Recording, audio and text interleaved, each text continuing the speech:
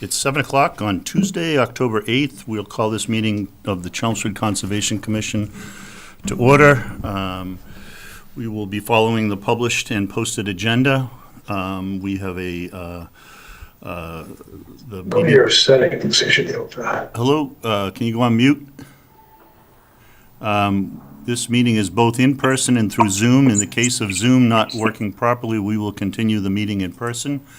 Only in person. The meeting is being broadcast and recorded by Chelmsford Telemedia. Will be available on their website and on YouTube. So we start our evening with the open session and citizen concerns, and we have a very special guest tonight coming in. So just a couple of days ago, Nibby, the beaver from world famous beaver. I was out of the country for 2 weeks, and look what happens. I come back, and I was hearing about it. So Governor Healy has issued a permit to allow Nibby to be used by the Newhouse Rehabilitation in an educational setting, and we are the first educational setting for this great creature. And so Jane is going to talk. Jane Newhouse. Let me introduce Jane Newhouse from Newhouse Rehab, and she's going to talk a little bit about Nibby. Thank you guys for letting me come in. I don't know if Bonnie talked behind this. Okay. Thanks for letting me come in and talk to you today, and thanks for being Nibby's first practice educational session. Our plan is to actually bring Nibby to conservation commissions in different towns and help people to understand beavers. I think a lot of people that make decisions about the welfare of beavers have actually never been very close to one of these animals before, and it's hard to love what we don't know. It's hard to understand things that we don't know. So they are the largest rodents in North America, and beavers do a lot for our ecosystem. The beavers in Massachusetts help to raise the water table. They help to create wetlands for a lot of other species too. The dams that they build help to filter out sediments and pollutants in the water. So they're very good for the environment, and I understand that a lot of people struggle. Can whoever's on, can you go on mute, please? Somebody is on the Zoom call. Please go on mute. Thank you. Sorry, Jane. It's okay. We don't expect people to live with flooding, and I understand that that's where there's human beaver conflict, and that people have maybe their homes flooded, or there can be streets that are flooded from beavers trying to raise the water table.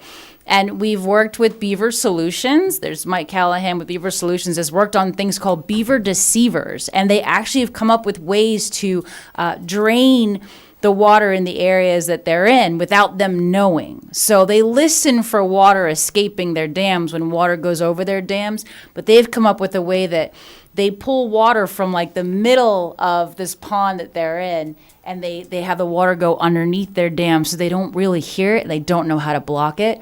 So it's ways to live with them as opposed to killing them. There's also ways to protect the trees that we don't want cut down. There's certain sorts of fencing that we can put around it, like 14-gauge fencing to stop them from taking down certain trees. What I say to people, the best thing to keep out beavers is other beavers, which might sound a little bit confusing, but the reality is if we're paying people to remove beavers from places that are perfect spots for beavers, we're only temporarily dealing with the situation. More beavers will come if it's a perfect spot. It's like when people have raccoons removed from their attics. The thing is, if you're not dealing with the situation, how they're getting in, they're just going to keep on getting in. So if you have a beaver family that's moved in, learning how to live with them keeps more beavers from coming in. They're not going to let any foreign beavers come in. They're just going to keep their family in there. And when their babies get old enough, their babies will disperse. So learning how to live with that family makes more sense than annually hiring someone to get rid of the beavers. Legally in Massachusetts, we can't actually relocate beavers. So when we're hiring a trapper to come get the beavers, we're hiring them to kill the entire family. And beavers are monogamous, so you have mom and dad that stay together forever, and actually this year's kits are raised by last year's kits along with mom and dad. They're very tight family groups. So I would like to work with Chelmsford and other towns on how to live with them when we have human beaver conflict. And Nibby's just here to get you really excited about beavers, get you up close and personal with them, and see how cool they can really be. So you said Nibby would be not distracted, and you are right on. That's for sure. I wasn't certain how she would do with all of you because she's never left our facility other than for vet appointments. So, but we have been practicing with her on the table. So, she loves food, and dinner has been late this evening. So she's very focused on having her veggies. So I have a question. When you rescue an animal, whatever kind of animal, especially a beaver in this case, but as I understand it, you're supposed to try to relocate it once you've rehabbed it and it's healthy back to where you got it if you can. Correct. And what happens if you can't? If we can't, so the Mass Wildlife says within 5 miles of our facility or 5 miles of where they were found. So sometimes directly where they were found doesn't work, but usually within 5 miles we can find something suitable. We know with some of the foxes that we get, if there's an area where there's a lot of poison, then we're struggling with more like the outskirts of that 5 mile radius. Beavers can be difficult because they're very territorial. So if we have a beaver that we can't release in the same spot that it's in, it can definitely be difficult.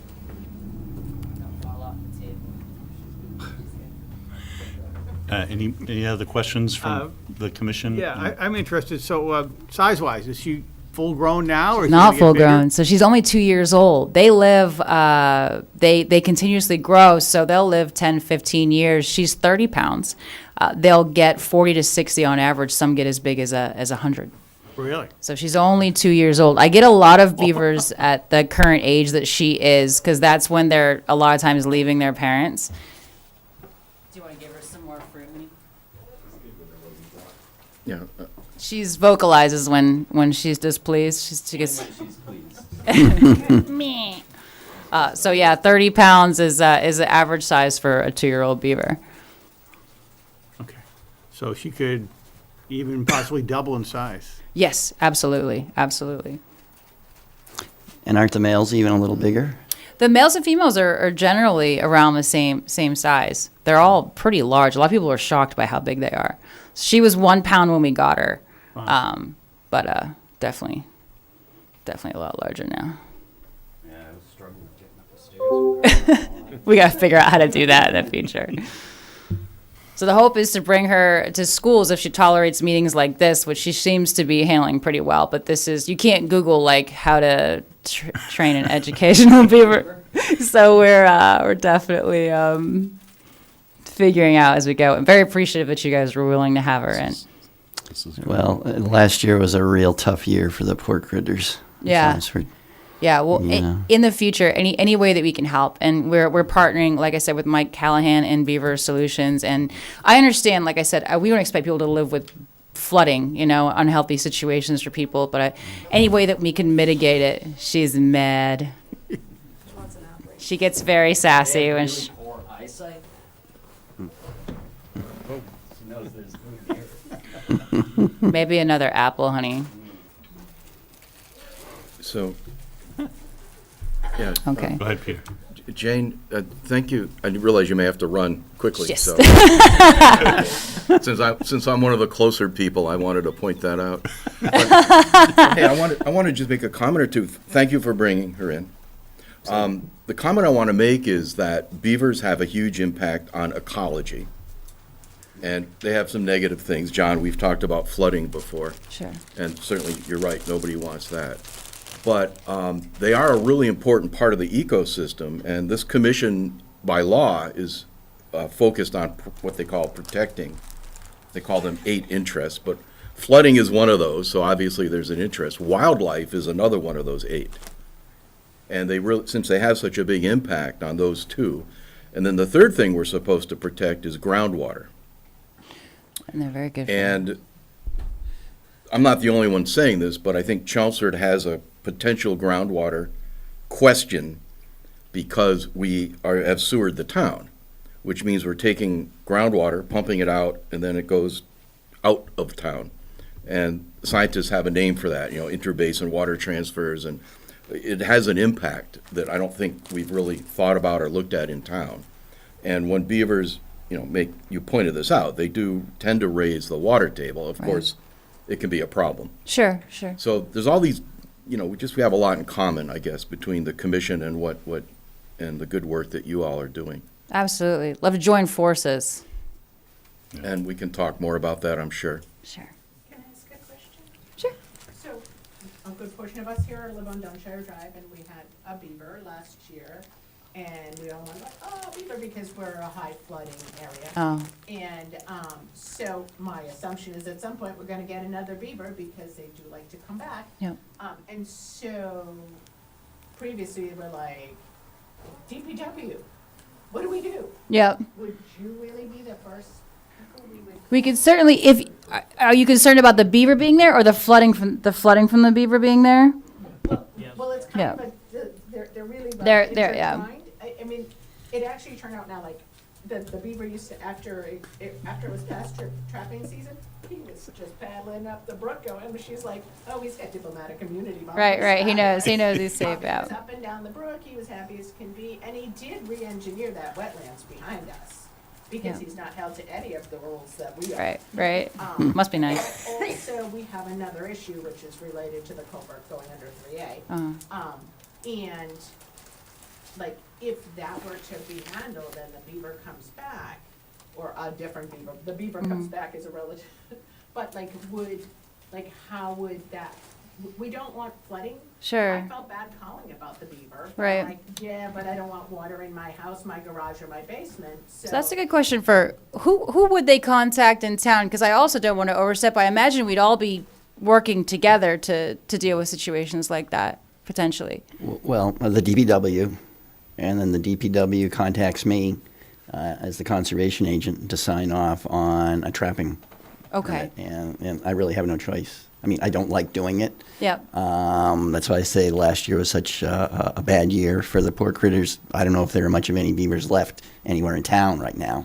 Would you be open to other options other than trapping? Absolutely. In Okay. fact, on We had Mike Callahan in. we did. We did have him in. Oh, yeah. Yeah, and it just wasn't suitable. The dam that was up on the Crooked Spring. In a particular It area. just the dam just wasn't high enough. There wasn't enough freeboard to get in a flow control device. Really? Unfortunately, Okay, yeah. so you were trying to look into ways to Absolutely. not have to. Okay. Well, Yeah, I'd like to talk on to Mike about conservation that. land anyway. Yeah, It's harder on private property. of course. Right. So Okay. We Listen. didn't actually want to make the beaver go away, we just Right. didn't want one, and it was like. That's understandable, before, and we're that's like, what we have to. Yeah, sure. So let me look into that some more too, because there's got to be a middle ground somewhere. I'll talk to Mike about that too. Be interested to hear. good pictures. Oh, well, it's a flip phone. No, sir. All right. I think we need to. I don't want to distract Move on. you guys too much. I just want to get one shot of her with all of you gentlemen. Nibby speaks to the Conservation Commission. All right, perfect. Is this an RDA, David? Is Nibby done an RDA or a? Oh, don't mess with my dinner. Jane, thank you very much. Thank you, Jane. thank you, thank you for all you do. You couldn't leave a slice of lettuce for us? Thank you for bringing. Of course. You have any extra food there? There's a random grape. No French fries. I'm always stunned by the size of the tail and the webbed feet. All right. All right, let's keep moving. They're like hands. It's very nice to have a good session like that. I really appreciate Jane bringing in a world famous Nibby the Beaver. So Oh, and getting the town in the New York Times. yeah, I heard. Oh, really? In a good way. In a good way. Yeah. All right. So and we also at this point in time we do any citizen concerns that are not on our agenda. Besides beaver issues, I think we've covered that tonight. Any other, no citizen concerns? Okay, then the next thing on our agenda is to get an update from our planning board liaison, who is ready to go. Not sure I really want to follow that, Max. So last planning board meeting, we closed out 10 Hildreth Street, and we also closed out the 150 North Road project. This week, tomorrow actually, on the agenda, we have the same project you do about the parking lot expansion, and that's pretty much our agenda for tomorrow. It's a very short meeting tomorrow. No work session. I don't think we're going to be tackling the ADUs yet because we don't have the state guidance.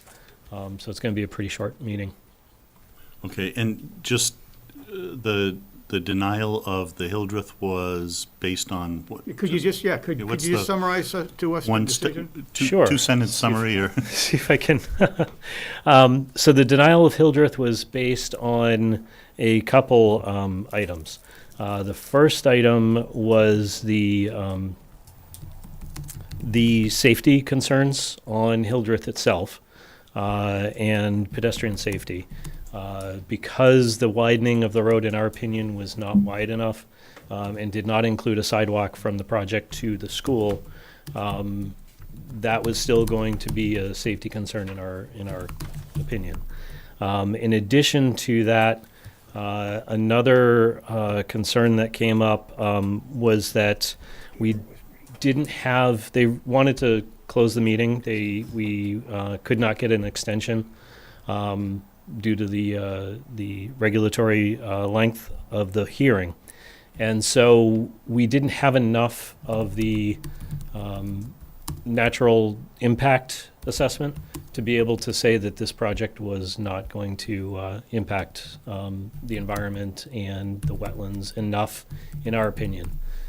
So that, in addition to some of the outstanding issues that still had to be decided with the Board of Health and that. Okay. So there are a couple issues. If I could just comment, I like what you said about the environmental impact, because very often projects that come before our two boards don't really answer our questions. Mm-hmm. And that, I think people underestimate how much that drags out the process when the questions are not addressed. You know, the questions in our bylaws really are not addressed up front. Yeah, and in our bylaws, we do have a requirement for the project applicant to submit essentially a summary of the environmental impact statement, bringing together all of the various components that have been heard throughout the project. And it was agreed to early on that they would provide that, and that they did not get that in to us when we had to make our decisions. So we felt we didn't have enough of that information. Thank you. Okay, thanks, Chris. Appreciate it. You? Okay, regulatory hearings. We have, first one up is the request for determination of applicability. Darryl McCrensky at 4 East Shepherd Lane. Darryl Hancock Building Associates, and we have a notice that will be read into the record. Mr. Vice Chair? Mr. Chairman, pursuant to the provisions of the Massachusetts Wetlands Protection Act, Mass General Laws, Chapter 131, Section 40, and the Chelmsford Wetlands Bylaw, Chapter 187, the Chelmsford Conservation Commission will conduct a public hearing here in Room 204 at the Chelmsford Town Offices on Tuesday, October 8th, 2024, at 7 p.m. to consider the request for determination of applicability filed by Darryl McCrensky on behalf of property owner Timothy Cummings for proposed work within 100-foot buffer zone to bordering vegetated wetlands at 4 East Shepherd Lane, further identified as Assessor's Map 51, Block 216, Lot 10. The project entails construction of a 16-foot by 15-foot, 240-foot square feet of master bedroom addition and a 16-foot by 12-foot, 192 square foot deck with staircase. Mr. Chairman, Thank you, Chris. So, good evening. Could you give us a brief summary of the project and overview? Yes, good evening. I'm Bob McCrensky, Darrell's father from Hancock Building Associates. The project is a two-story building. It's a two-story addition to the structure, and it's behind the structure where there's presently a deck. And the main theme of it is the top floor will be for a bedroom, and the first floor will be living space. And basically, that's the entire project. Pretty simple. Okay. David, I know you've been out there and you've had some comments and Yeah. discussions. Can you give us your summary? Sure. Everything that I've asked for has been done. Not only that, the addition is more than 50 feet away, which is consistent with the commission's policy over the years, generally, of it being a negative determination of applicability. So I really don't have much else to add. I recommend a -3 determination with standard conditions. Okay.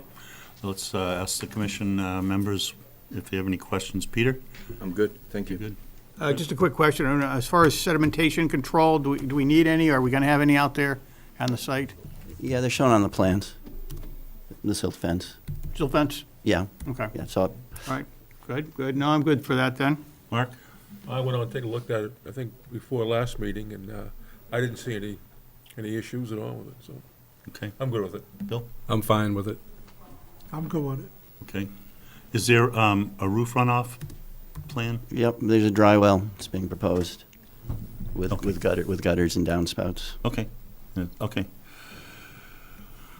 It's a public hearing. Yeah, it's a public hearing. so Are there see if any, public- any comments from the public? I know the abutter notices went out. No comments from the public. Okay. So I'll Mr. take a Chairman, I make a motion motion to close the hearing then. motion from Chris, second. Second. Second from Mark. All in favor? Aye. Close the Aye. hearing. Okay, the hearing is closed. Now, Mr. Chairman, I make a motion, as recommended by our agent, that we make a -3 determination for approval With With standard standard conditions. with the standard conditions. Okay, motion from Chris, Second. second from Bill. Any further discussion? No discussion, all in favor? Aye. Aye. Votes unanimous. Okay, Okay, thank Beautiful. you very much, Thank you very gentlemen. much. It'll take me just Good night. a few days to get the paperwork out. Okay. I'll let you know. Thanks a lot. thank you, sir. Excellent. Okay, next up, we have notice of intent, Kathy Romberg, 4 Paylett Drive, with, doesn't look like Katie Enright to me, coming up here. Looks like Casey from Howard Stein Hudson, representing the applicant, and we have a notice to be read into the record. Mr. Chair, pursuant to the provisions of the Massachusetts Wetlands Protection Act, Mass General Laws, Chapter 131, Section 40, and the Chelmsford Wetlands Bylaw, Chapter 187, the Chelmsford Conservation Commission will conduct a public hearing here in Room 204 at the Chelmsford Town Offices on Tuesday, October 8th, 2024, at 7:05 PM to consider the notice of intent filed by property owner Kathy Romberg for proposed work within bordering land subject to flooding and 100-foot buffer zone to bordering vegetated wetlands at 4 Pallet Drive, further identified as Assessors Map 8, Block 10, Lot 10.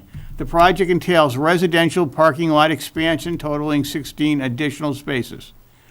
Mr. Chair, back to you. Thank you, Chris. Hello, can you give us your name and the story here? Give us an Absolutely. overview. Good evening, Casey Ferrero with Howard Stein Hudson. I'm here tonight on behalf of 4 Paylett LLC, the owners and operators of the building at 4 Paylett Drive. I do have online with me tonight Matthew Baker. He works with me at Howard Stein Hudson. He was the lead designer on this project. I am here presenting in person. So just for a little geography, Paylett Drive is up in North Chelmsford. It's off of Tingsboro Road. Take the turn off Tingsboro Road. 4 Paylett is the building on the left. It's an existing multifamily building. It is an 8-unit, 2-story residential building. Currently, all of the parking for the building, there's 3 marked spaces out front, one of which being ADA.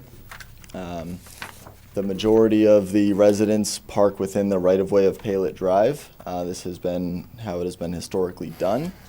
It is my understanding that recently the town or DPW has asked them to facilitate parking on their own property. This existing pavement there is pavement within the private property, but also within Paylett Drive. All of it flows together into one curb break at the end of Paylett Drive, where it discharges untreated to what is essentially a drainage easement between the the rear of the Dunshire Drive properties and Paylett Drive, and that basically creates an intermittent stream that runs alongside our property to the wetlands in the back. Again, all of that existing pavement runs untreated through that curb cut. In the existing condition, I would consider that it really runs towards Paylett Drive, and the municipal drainage within Paylett Drive is that curb break where it runs to the intermittent stream. There is a floodplain as mentioned, so in the rear associated with the intermittent stream and the wetland, there is a floodplain. We're within the 100-year flood zone. So there has been revised calculations sent to the commission as well as the planning board and DPW for review, and it shows that we meet all of DEP's requirements as it relates to work within the flood zone as far as cut fills by 1 foot increments within the floodplain. Enough about the existing site. So for the proposed site, actually I will mention one more thing. The existing site behind the building, behind the existing building currently exists as grass. There's approximately 90 to 100 feet of grass before you have a fence that crosses the property. Behind that fence exists somewhat woodlands for about 200 feet. That is the rear of the 4 Palet Drive property. So about 200 feet past the fence, there's an existing, I believe it's a restaurant located at 100 Tingsboro Road.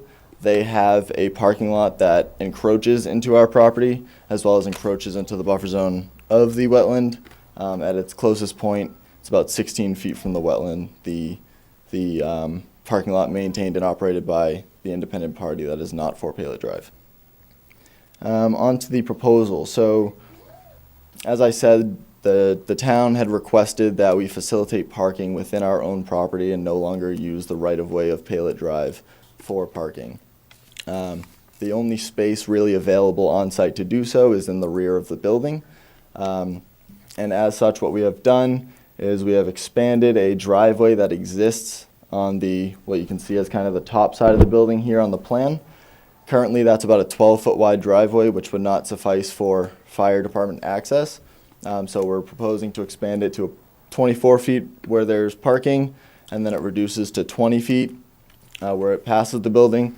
There is a pinch point of 18 feet where the building juts out towards the property line. Fire department has okayed this for access. They have been shown the auto turn plans.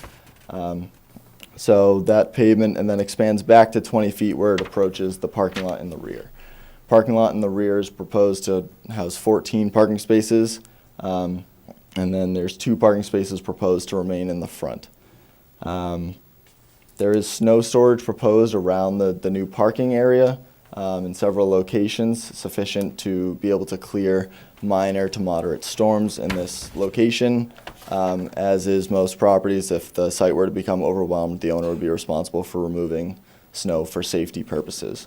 All of the snow storage is shown outside of the 50-foot buffer zone of the wetland, so there's no concerns about storing snow within or encroaching within the buffer zones of the wetlands with stored snow. So as far as stormwater goes for this proposal, we're removing a majority of the pavement that's out front. There's still a high point along the driveway that you see on the top side that we are unable to capture anything between Palet Drive and that high point. It's about a third to halfway down that driveway. And so that driveway with the proposed parking that we're putting there is going to maintain the existing drainage flows into Palet Drive, however, in less flow and less volume than the existing condition. So towards Palet Drive, even though we're removing a lot of the pavement, there is still stormwater that's going to flow in that direction simply because there's no infrastructure existing either within the right-of-way or infrastructure that we can place there to capture and treat that flow. So that just has to maintain its existing drainage path in order to maintain access to the rear. Everything that we can capture is approximately halfway down that driveway through the rear to the back of that new proposed parking. All of that stormwater in and of itself meets all stormwater standards as it relates to flow, rate, volume, TSS removal, phosphorus removal, all standards. I did receive a letter from engineering today.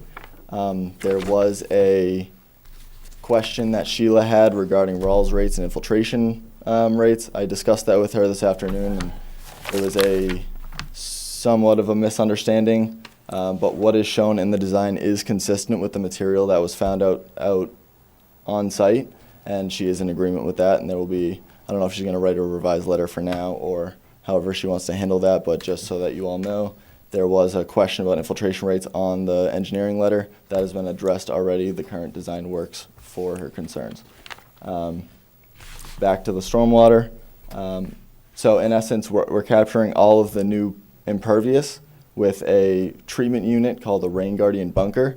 I know you guys are familiar with Rain Guardian turrets, which I have proposed in similar locations or other locations. The bunker is more of a concentrated unit. It's smaller, it treats less flow, but it treats better. So where this is applicable, because it doesn't have quite as much flow as some of the other bigger sites, this has a higher treatment rate, approximately 91%, as opposed to the 79 or 80 that the turret gets. So this gets additional treatment for us, where then it discharges to a proposed pond at the rear of the site. The proposed pond is sized to accommodate rates and volumes of all storm events it actually discharges to the intermittent stream, which then discharges to the wetland. So there is a de minimis increase to the intermittent stream of 0.02 CFS in the 100-year storm event. De minimis is defined as less than 5% of an increase, with certain criterion being met for the impacted flow. So we can dive more into that, or I can open it up for discussion. Okay, thanks. David, I know you've had some time to look at this, and you've been to the site. Yep. Your first comments? Casey, please explain again why you can't do anything with the stormwater management on Palet Drive. Is it the grade? Is the grade the problem there? The problem is that there's no existing infrastructure. So even if we place something out there to capture the flow, we have nowhere to go with it. But why can't you just send it into what you're using for the parking lot? We don't have enough grade from the front to get it to the Okay. back with a pipe. That's what I thought was probably the case. I only just saw the letter from engineering this afternoon myself, so I'd like to review that myself. So did you leave it with Sheila that you would be responding to? We're the definitely points? going to be responding to Okay. all received comments from departments of the town. Yeah. Okay. Please explain again, Casey, how you're in compliance with the regulations for working in the floodplain. So what we have done is we have provided a cut fill analysis or revised grading analysis, and what DEP requires is that for every 1 foot interval within the floodplain that we have at least as much cut as we have fill. We cannot end with a overall fill. There is provisions for if you cannot meet in one interval, you can reduce, you can cut more in other intervals as long as the net impact is more storage on site for said intervals. So the cut fill analysis here is using, I believe, the pond as the storage facility for a majority of the cut. Okay, so that's essentially your compensatory flood storage is the stormwater BMP. So did DEP review? I the don't floodplain? know if DEP has issued comment yet. Okay. I guess the other thing is, and I had asked Matt to create a plan showing the trees I do have. that are proposed to come down, because I think that's a big concern. Yep, he did among say the that as part neighbors. of a revised set, that you would be receiving a demo plan that Okay. included the approximate location of all trees to be demoed. Yeah, That revised set has not been bring that up. issued yet. Didn't I see a sheet that had trees? He may Yes, have sent a separate yes, that's it. exhibit. Yep. So, so here's all of these trees. I don't know if you can see that still very well. But so all of the trees with X's are proposed to be removed. The ones without X's are proposed to remain. So, that's basically all of the trees that currently exist back here, and I can understand why that needs to be done. There's really no choice. It is certainly going to take away screening that currently exists, as frankly some wildlife habitat is. And I discussed this a little bit with Matt at my site visit with him. Is there any place on the property where some trees could be replanted? Maybe along here, down at this edge, just as some mitigation for the loss of screening? We could certainly review the site with the owners and see what they're willing to do to replace any lost trees or screening for that matter. It is important to note that when you lose adult trees, we can't plant adult trees Right. back, so for screening purposes, they're not going to be planted 40 feet tall with, 40-foot wide berths on them. But as far as just replacing the trees for themselves, we can certainly look with the owners and see what we can do.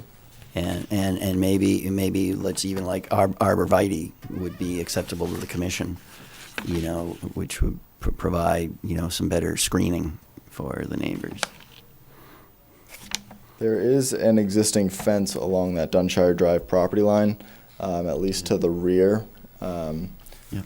I don't know that the exact height of that fence, but I do know it's proposed to remain. I don't know that planting arborvitae would provide additional screening on top of that fence, but again, we'll be out there and we can look at it and see what the owners are willing to do I mean, for us. it's actually not in the best of shape, but I guess that's not an issue for the commission. Okay, that's all I have for the moment. Okay, John? Well, what I'm understanding, Casey, this is basically a forced parking area by the town?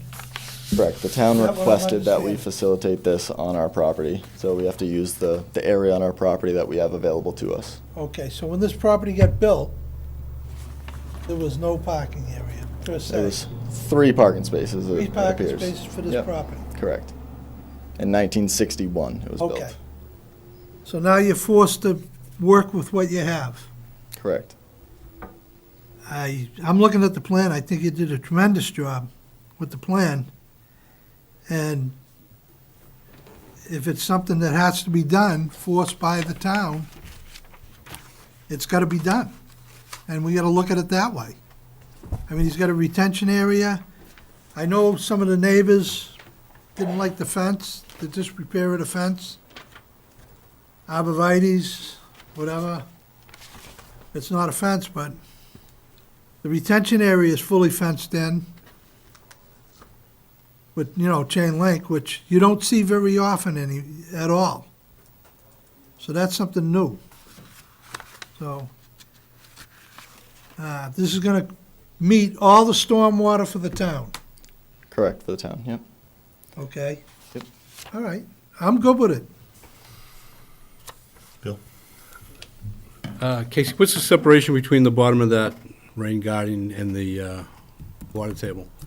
That, off the top of my head, I do not know, but if you give me a couple seconds, I'll certainly look for it. The bottom of the rain guardian or the bottom of the pond? The pond. Okay.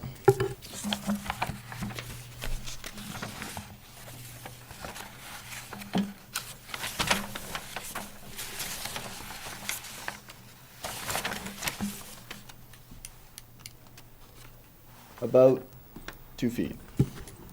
You need 2 feet. That's the requirement. Yep, 2 feet. You have that. And that's what we're So proposing. you're right there, that's it. Right. So I think, So we're, in essence, just to add on to that, if we were to cut the site anymore, we wouldn't be able to infiltrate it. So if we cut the site, we'd have to lower the pond. We don't have any vertical profile to lower the pond as it is, so that leads into the floodplain conversation as well. okay. At what point will that overflow into that easement, to that drainage easement area? Give me 1 second. So that overflows in almost all storm events, but So- less than the current existing runoff to the drainage easement. Right, but the drain, right now it's grass, so it's gonna infiltrate. Correct, but Better there's than not. also significant impervious that lead to the drainage easement from the front as well. Right. I think the concern is, the neighbors have the concern about this adding to an already existing problem in the back, because they've had a lot of issues with the water backing up in their backyards. Does the Right, water, do you know if the water backs onto this site when you had all those issues? No?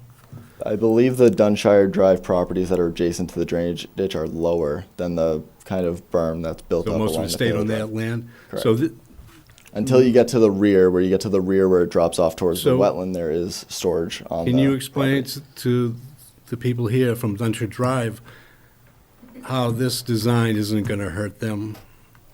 So essentially, in essence, what we're doing is we're removing a bunch of the pavement that would run off from the front of the site and reducing runoff towards Palet, which runs off towards the intermittent stream. And then additionally, we are also capturing and infiltrating all of the proposed impervious from the rear and only discharging what is, by hydraulic calculations, less in volume and flow to the intermittent stream, back to the intermittent stream. So that includes impervious from our proposal, all remaining grass, landscape surfaces, the building, everything. All right, I'm good right now. And what was the, in the 100-year storm, what was the net flow off-site you mentioned?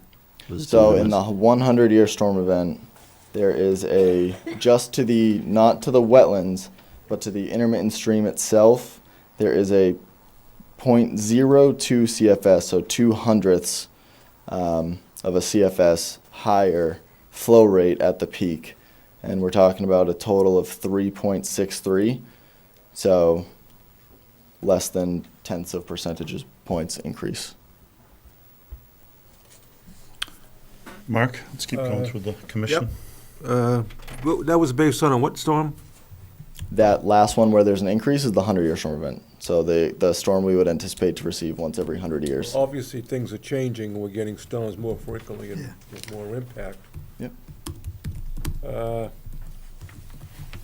What is the percentage of pervious, impervious? They said that you've taken some out of the front and you've, Percentages of pervious to impervious, that number I don't know off the top of my head. did I you do know add- that we have a total of 14,000 square feet of impervious surface running towards, or actually on the site. That doesn't, I believe, include the building. I guess I'm talking about just pavement. Just pavement would be 14,000 square feet And- on a and you- 1.3 acre site, I believe, so out of 57,000. So we're looking at approximately 20%, a little bit less. In Palet Drive, you've taken some of that pavement out and put in grass, is that? Correct, it'll be replaced with grass. And that couldn't handle a retention pond up there where the road is coming out? No, there's no grade. So from Palet Drive, we go up. So anything on our site is higher in elevation. Okay. And the floodplain replication is, you already explained that, yeah, I don't have to go into that, this impervious. Somebody brought up the trees, I think it was Peter, but I would like to see something along that ditch area there for a blind for just the everyday during day use and for nighttime for lighting. Yep. And like I said, we'll walk that with the owners and we'll talk to them, and I'm sure that's going to come up during the planning board process as well. So we'll work together to see what we can do there. That's all I got for now. Thanks, Mark. Chris? I've got nothing additional at the moment. Peter? Hi, Casey. Hello. Yeah, a couple of questions or comments.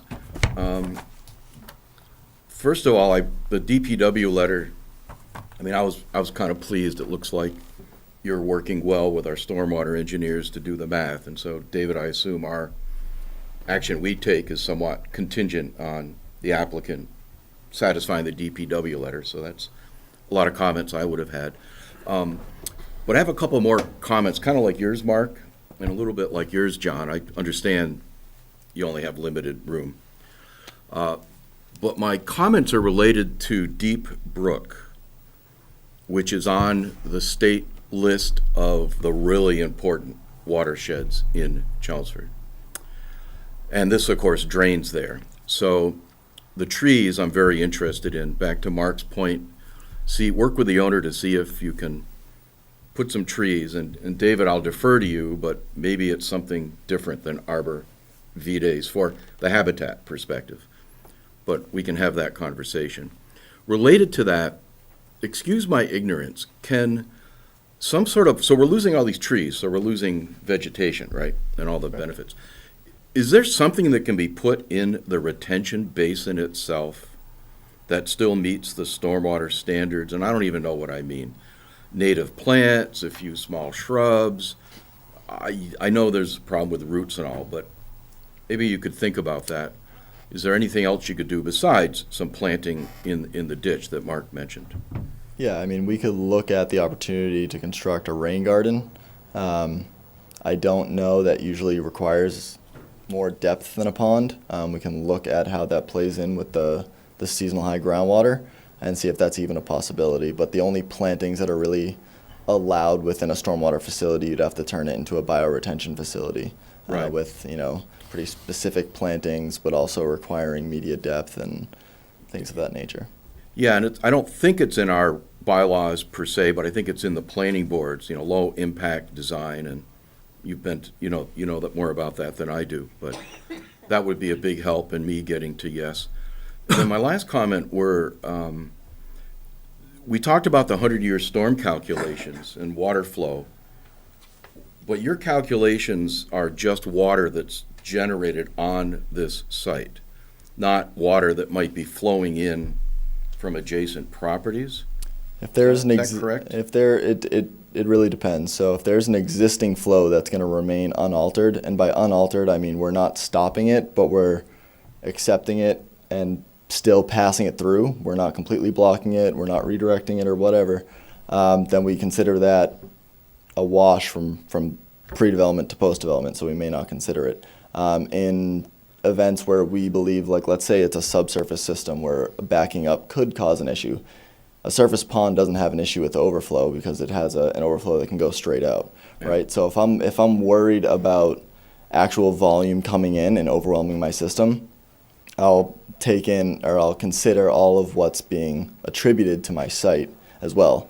When we talk about a surface pond, that's just going to act as a conveyance for anything extra from what we're designing. We typically will leave it off. All right, David, you could weigh in here. We have some citizen letters we'll probably get to in a minute, kind of addressing that, but I just wanted to bookmark that. It'd be nice if, I don't know if that's part of our review process exactly, but we all know the 100-year storm is more like a 10-year storm, and the problem is the rain's coming faster, not just longer. So, we can meet the 100-year storm, but we know that the amount of flooding, if any, is going to be greater than the calcs show for the 100-year storm. But I don't believe we have the legal authority, right, we have to use that 100-year number. So, David, I'm not sure how the town addresses that when there's a question that the neighbors raised, but we can I believe this. come back to that. I believe the town also regulates what numbers I'm allowed to use for the storm events, which would be NOAA 14 Atlas. Yeah, and the So I have to Wetland look those Protection Act is the same. We all know they're out of date. Really, Right, the well, question the, is, the Wetland Protection Act specifically is TR 55 from Yeah. a long time ago, but 1955. yeah. so I think that'll come up on the citizen comments. Thank you. Absolutely. Is that it, Peter? You all Oh, set? yes, I'm sorry. Okay, Thank you. all right, so, I got one question. yeah, go ahead, John. Does this relate to the culvert, Dave? That they've had the problems getting plugged up? And not to my knowledge, but then again, I'm not I mean, with as Dunshire familiar as the Drive, I mean, neighbors. all that water they had, and the culvert was plugged up because of Yeah. some beavers being there. But Yeah, is the state ever looking to fix that culvert? Who knows? Who knows? I haven't heard anything. Yeah, we'll get to you in a minute. Yeah, we'll get to you in a minute. We'll get to you in a minute. So That's what I'm wondering. I don't know. The answer is, John, I don't know, and I really don't want to speculate. I think really we would need to hear from the neighbors Yeah. And- who are more familiar with the situation. And if I could just jump in, I bet this is one of the 3 watersheds DPW has just commissioned a hydrology study of. I believe so, yes. So it'd be good, Yes. just coordinate the flooding stuff with other people. You all set? I'm good. Okay, so I do want to make the comment that we had a hearing last year on Dunshire Drive with some flooding concerns, a lot of attention to that, and so we are hyper aware of the issues in that neighborhood, in that area. And I Absolutely. think it's really important that we look at the details really closely. And I think to John's point, up and down that whole brook of Deep Brook and Peter's point, it's really important that we get this right. So we will open it to public comment now. Just a reminder that we are the Conservation Commission. If you have concerns that are related to the Planning Board, that's tomorrow night, same time, same station or whatever. But we'll have the comments here relative to if you're not talking about something wet, then you're in the wrong room, okay?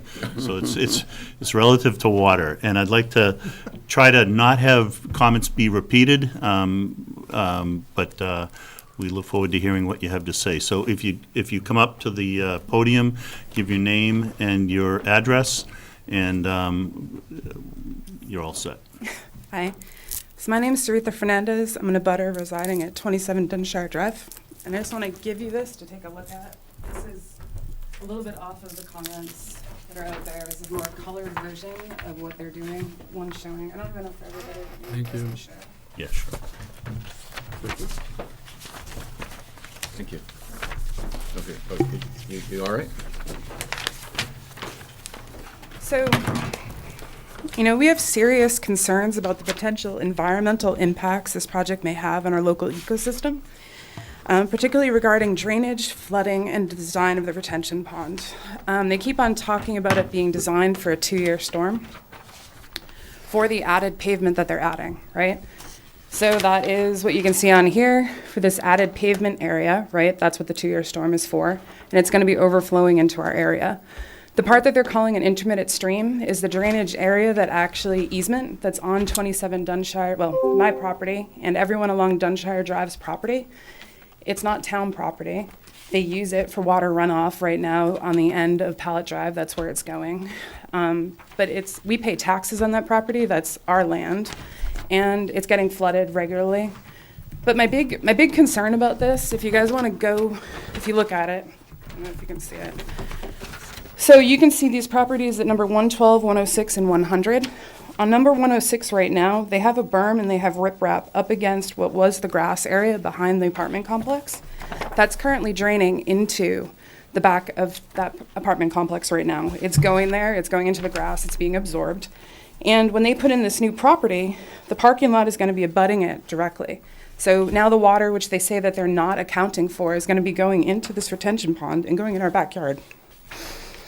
And to add to more fun, they're widening the fire lane right here. So right now there is a little bit of grass between the fire lane and the property at 112. With this type of design, now it's going to be abutting right up. This is all pavement. It's all pavement here. And this pavement that's at the back is going to be butting right against the retention pond, and it's not going to be filtered. So you're going to have unfiltered water, which is currently being pitched from number 100, draining directly into the retention pond. And when they have a 2-year storm, it doesn't matter. It's going to be automatically overflowing into our properties. And along that easement, they've done some surveying on here. It's pretty flat.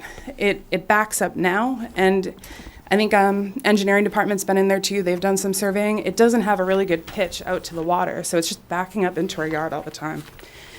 It's a lot of water, a lot of concerns, and the fact that they don't have to consider that in this design is concerning because it doesn't matter. It's just gonna flood us out, and it's gonna get closer and closer to our homes. Causes standing water. It's really bad. Make sure I hit everything. Is number 100 the restaurant? Yeah, and they actually, if you look at this, the red line, Yeah. this is actually 4 Pallet Drive's property. So even though this pavement is encroaching, if you go and stand in this parking lot, you can see it pitched towards the back of the apartment complex. And like I said right here, there's 2 breaks in the berm. This pavement, which it's hard to see because there's a fence back there, it goes directly towards the parking lot. So no matter what, it's going through there, and that's one of their snow retention areas. So the water's going to go through the snow retention area. There's a break in the parking lot here, be directed to the filtered area, along with this is going to go both this way and this way. And by the way, I'm here. I get the flooding now. And then this side, though, is going to be a bunch of unfiltered water. And how is that going to affect the wetlands, which it's right next to? It's going to cause overgrowth. There's going to be extra chemicals there. It's really concerning. So I know that was my big point of this, because I keep on hearing that they designed it for the excess pavement, but there is so much more pavement here that's just directing water right through to our homes and the wetlands. That's kind of like my points. I know there's a Okay, lot of thank people you. here. Can I ask a question? Sure, go ahead, Peter. In simple terms, can you describe the flooding in your backyard? I mean, is it Yeah, so- all the way up to the house? Is it just a little bit of wet grass? Depends that's on the annoying? storm, so. Well, yeah, the big ones we had 2 years ago. Well, in the actually, summer. last December, and I know he has a picture of it. Okay. Every hour I was waking up to see if it would be in my house. It was that close. So your experience is you consider it a threat? I do, a high Potential threat. to the house? Yeah, Got like it will cause like wetness, molding, Right. sickness. You know, it's really bad. Right. Okay, Thank thank you. you. Did that change for the better or for the worse after the culvert was fixed on Dunshire? So actually, that palette, if you guys bring up the drawing up here, I might be able to point out it better. In December of 2023, I called the town because they were having. Which one do you want brought up? The one that shows the actual pallet drive circle. Okay. It doesn't matter which one, we're all gonna show it. So it's the edge of it, which is over here. Back in December of 2023, I was talking with the town, actually it might have been 22. There used to be a catch basin here that would run water down to the easement, and back in the early 90s, when they put in the sewer, they removed it. And back in 22, Pallet Drive dug a ditch from here to the back of my house to run the water off. And when I called the town to take a look at it, they put in a swale, said it would help, and they came back here and cleaned a little bit of this, but all it did was seem to make it worse because this is all flat and the water comes down here now. Because it has a pretty high grade down to the end. So you're coming from 3A, which is a higher grade, which comes into Pallet, right? So automatically you're getting water off of 3A into Pallet, which is getting dumped into the easement, untreated. And now with this though, besides 3A, we're gonna be adding 3 additional properties worth of water to the back of our yard. And it's highly concerning.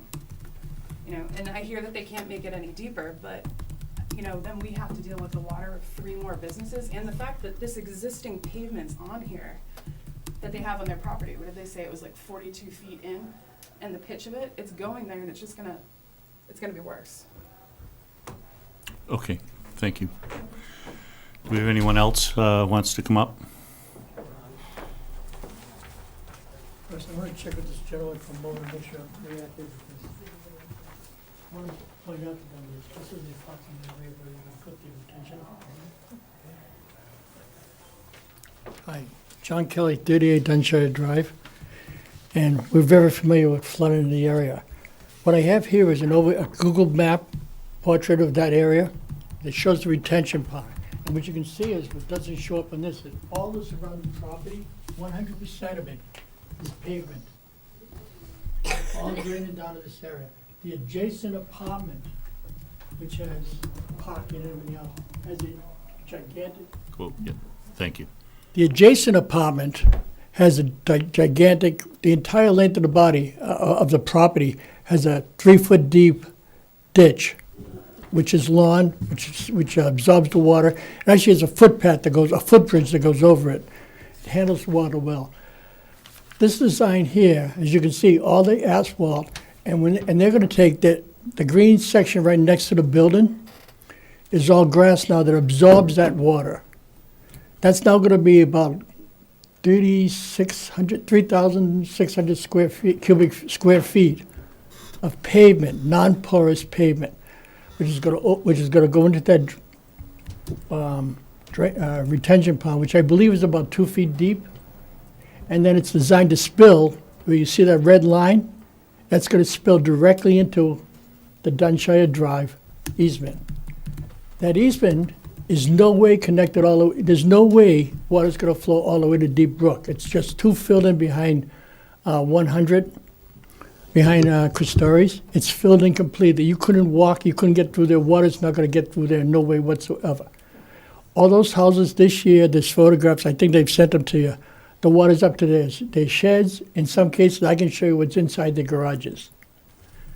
The last thing I want to point out is this 100-year storm.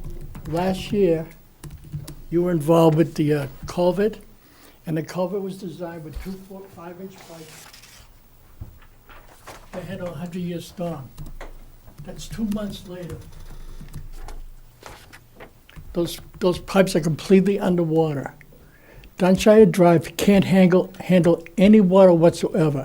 Until you do something about the exit, like there's a blockage at Saltwell, 3A, Butterfield by the Chinese restaurant, all the way along. Until you open up the water downstream, you can't accept any, Dunshire Drive cannot accept anything. We're below the level of Swain Pond, we collect everything. Dunstable Road is in a similar situation. So basically, I'm saying you can't put a second floor in a building if the foundation's already cracking. Thank you.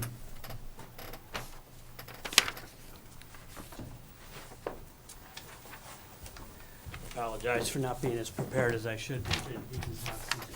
This is from December 18th, 2023 storm. My name's James Starkweather, 19 Dunshire Drive, and we abut the easement. And the photographs I'm sharing with you, I will gladly send more so everybody can have them on file. I have the JPEGs at home. And my biggest concern besides the flooding is, well, there's two. The culvert, it's not even a culvert, there's a 12-inch pipe between 21 and 19 Dunshire in the easement. And there's like a 4-foot dam. And so everyone upstream has got to go through a 12-inch pipe. That's not going to happen. You can see the backup right there on maybe a 1.5-inch storm over a 24-hour period. And so flooding is a major concern. Standing water is a major concern. Untreated water, as this lady mentioned, is a major, major concern. And the Environmental Protection Act itself is a major concern. You know, I don't believe all things were considered. Why does the town need this cul-de-sac, Poilette Drive? Why can't something be done with that area? I mean, I would recommend sell it. You could, I might be going over the EPA, but it's saving the trees if they make the parking lot where they've been parking their cars for 60-plus years. And now it's a problem in 2024.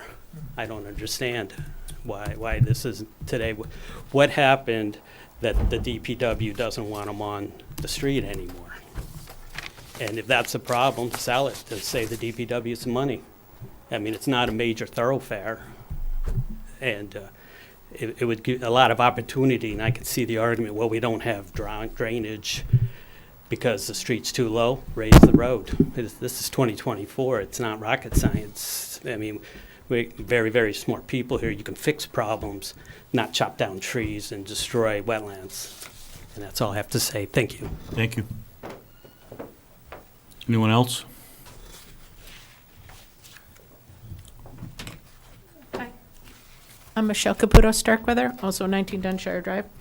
And with reference to the question about the culvert at 3A, I contacted our state representative, and he said he apologized, but he had a death in the family. He was not able to come to our meeting this evening. But he did say that he contacted the DOT after in December of last year about our issue. He also has noted that there was questions about it when they were doing the sidewalk project. Yep. And again, I'm pestering him again, and he's like, oh, sure, let's see what we can do about that. I don't know if there's someone in Chelmsford I should be pestering to say, hey, are you pestering the DOT of the state to see, can they do this? Because like me pestering my representative once a year or so probably isn't as effective as somebody in the town pestering them. But that is something that until those issues are resolved, you can do all you want with water mitigation, but it's trapped on Dunshire Drive. Add more water in, it's trapped on Dunshire Drive. It's going to stay in Deep Brook until it overflows the banks, and then it's in everybody's in their yards, in their houses, in their garages, and we don't really enjoy that. I'm sure you can imagine. So actually, I'm going to ask, and you guys can say, that's not really an option. I don't know what the big deal was, why all of a sudden after 60 years, now you must have a parking lot. And I'm not asking you guys that question because you're the Conservation Committee and you don't know either probably. But what I am going to ask is if we're petitioning the state in some way, shape, or form to fix that culvert, we have other culvert issues going down, a couple more issues going down before we get to Merrimack River. Can this be put on hold until those issues are resolved? Can we say, you know what, we really hate that you park on the street, but we're going to issue a moratorium for the moment that says this project is on hold, it's beyond your ability to fix it, so let's not punish your residents for parking on the street, and also eventually we're going to make you fix it, but until this environmental issue is corrected, there's nothing you can do about it. And that's my personal, please, like, could we put a hold on this for a bit? Get more information from the state, all the other people, all of the other players of fixing those culverts so that water leaves Dunshire Drive, goes underneath 3A and continues on to the Merrimack River. Because that's really where our problem is. We have a big bottleneck, and I don't know if you've ever been over there after a big rainstorm, but we literally have a whirlpool in Chelmsford with the water trying to go underneath the thing. I was like, oh my God, these are real. So I will also mention the environmental.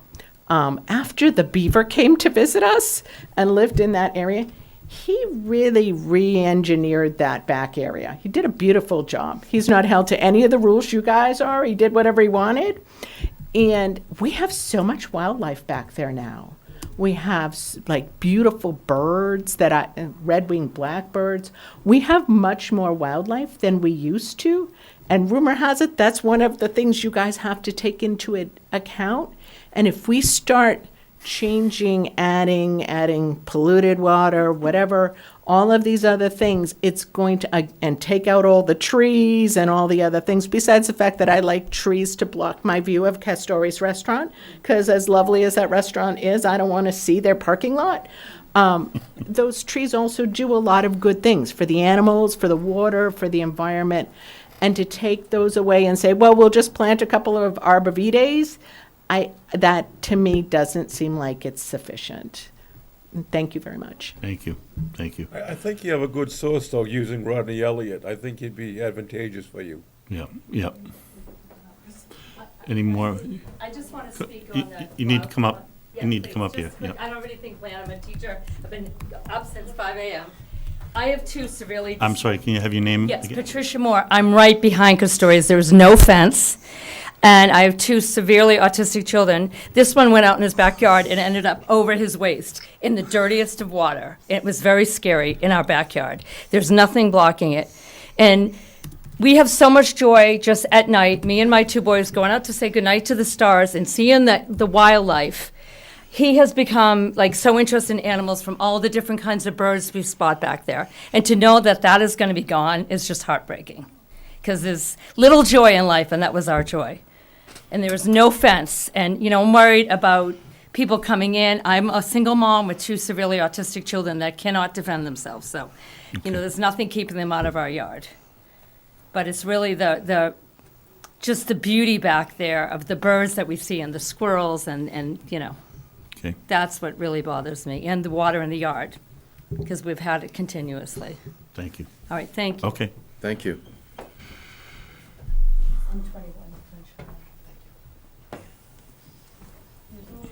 John Anderson, 17 Dunshire. I'm in a butter, although I'm not on the plans, as my property connects under Deep Brook with the proposal. My concern is I haven't heard about when the infiltration pond is full. What mitigation is there for the overflow? Like, what happens to that water? Does it drain directly into whatever the like, what are they going to do behind the infiltration pond to mitigate the water going in and perhaps being in a porous as opposed to an impervious type of situation? Because we certainly will have water, and as I think you've already heard, you know, the 2-year is probably not, you know, practical for that. I understand from what I heard tonight, they can't go any deeper because of the water table. So, seems like we're in a tough place here, that's all. Thank you. Okay. Any more comments? Yeah, go ahead. Kim Elliott, 11 Dunshire Drive. I guess my concern is that, like he said, the town is saying this needs to be done, so it should just be done. I guess my concern is that if it goes with that and it is just done, are there any other options besides pavement? Can a porous, material be used, whether it be crushed stone or whatever, hard pack or something that water can go through instead of pavement as an alternative option, so that it's not just sitting there? What if it is passed? Will there be other options besides just pavement? Okay. Any more comments or questions? And I'd like to ask if Casey, if you would like to come back to the podium and have some comments, response to what you just heard. I'd love to. Where to start? So I believe that there is somewhat of a misconception between the difference in flow and rate, rate and volume.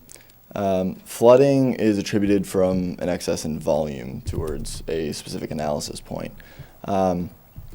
While we may be over by 0.02 CFS, that's a flow rate, that is not a volume. It's a very minute flow rate at that. But in every storm event towards that intermittent stream, we are an overall reduction in volume. From the 2-year, we're a 577 cubic foot reduction, all the way through the 100-year, we're a 1,560 cubic foot reduction to that intermittent stream. And just to be clear, is that because you're putting in this infiltration? It is because of this infiltration. So essentially, because of the stormwater system that we're putting in, there will be less water exiting towards that drainage easement in volume. I'm sorry, but that's just looking at water that falls on 4 Palet Drive. Not because necessarily. the analysis doesn't look at flow. You Yes. haven't done any analysis, correct, of the flow around the perimeter properties? If there is an existing parking lot that is flowing over the grass surface, that grass surface absorbs flow at a rate of approximately 39%. Where I am replacing that with a surface that absorbs flow of approximately 2%, then I am accounting for that flow coming over my site by doing the hydraulic analysis of this as pavement rather than grass. So, because there's an existing condition that is not changing from the pre to the post, it's not going to change the overall number that comes back because I'm accounting for the change in surface. The surface is what absorbs water, and I'm accounting for the change in surface. So that flow, it's not going to be any more or any less coming off of that site at the pre-development or the post-development. So I am changing my surface on my site, and I'm accounting for that surface change of what my site can absorb. That's where it's accounted for. The only other reason to account that, like I said previously, would be a volume concern that would basically render a structure unable to perform its duties. With a surface pond, there is no concern for volume overtopping and being unable to perform as designed, as if some subsurface system or some flow-specific system. So in essence, we are accounting for properties in accounting for the change in surface on our site, because that flow coming off the top of the site from Castores, none of that is changing. I'm not changing any pervious over there, any impervious over there. It's not any more or any less as part of the project. So that flow that comes off is exactly the same and is accounted for in changing my pervious surface on site. Okay. Casey? Sure. There's no curbing around this parking area around that road? Oh, there is. There's curbing to maintain all of the impervious So surface. how's the water from 112, 106? So there Good. is. Well, so they're higher, so it would flow over the curb.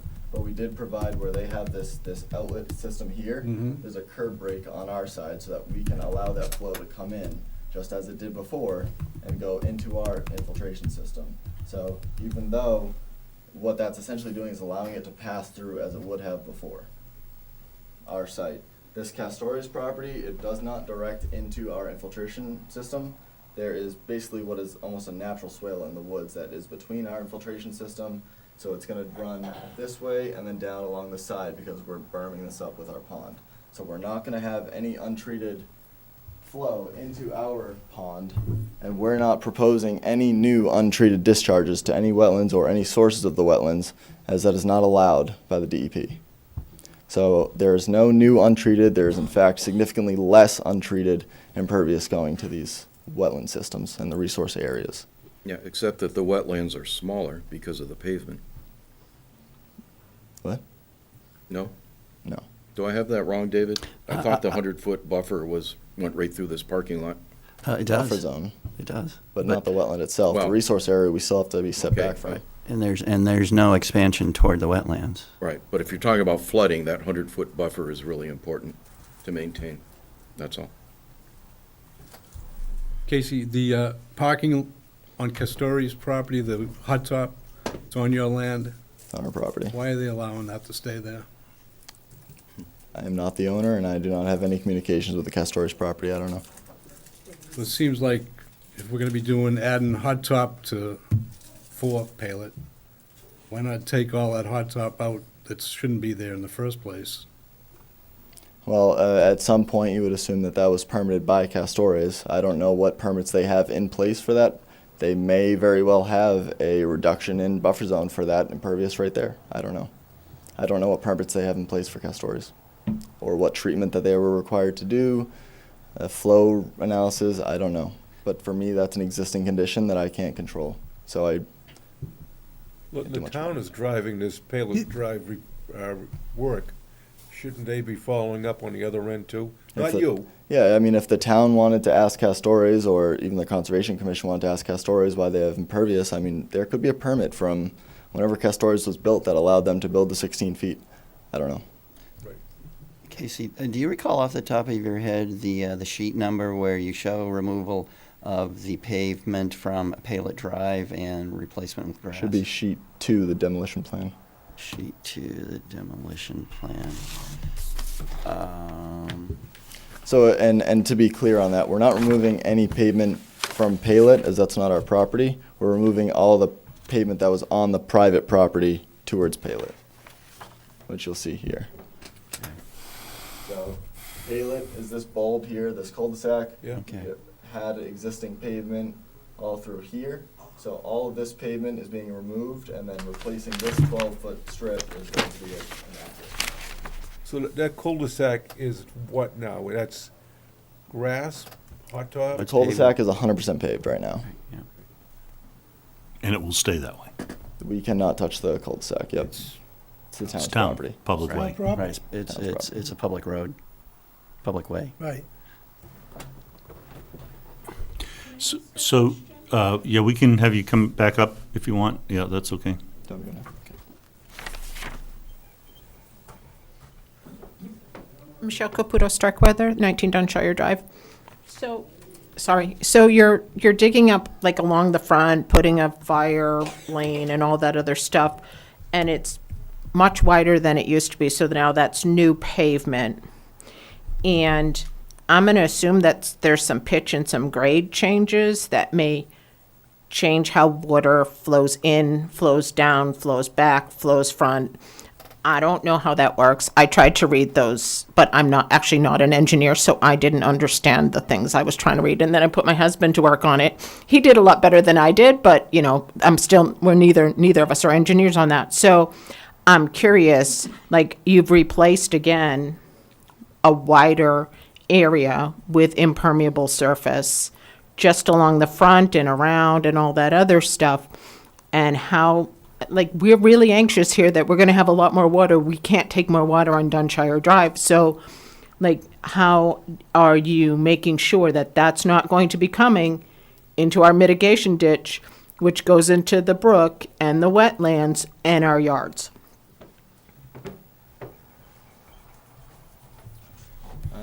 If I point, can they see?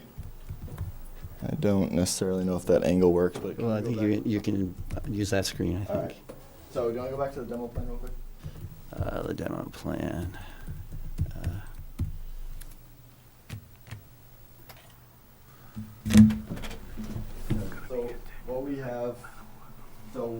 what attributes to Palet is about, do you want to go a little bit more to the left? All right, well, what attributes to Palet is approximately this, okay? It's not this entirety of this drive. We're removing all of the impervious from here and we're not replacing it. So impervious from the front turns into grass, and then just along about up to the building, halfway of this drive, is only expanding by 6 feet. So that's offset by the complete removal of all this impervious up front, leading to a overall reduction towards Palet Drive.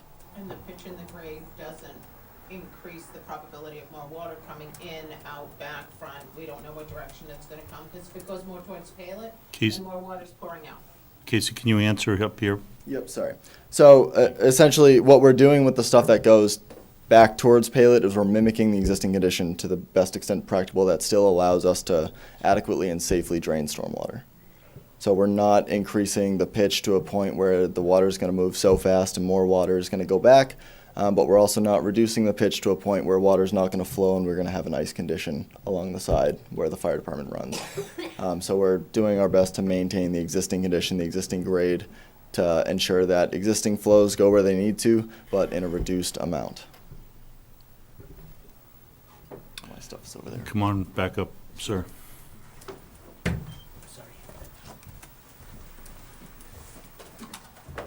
James Starkweather, 19 Dunshire Drive again.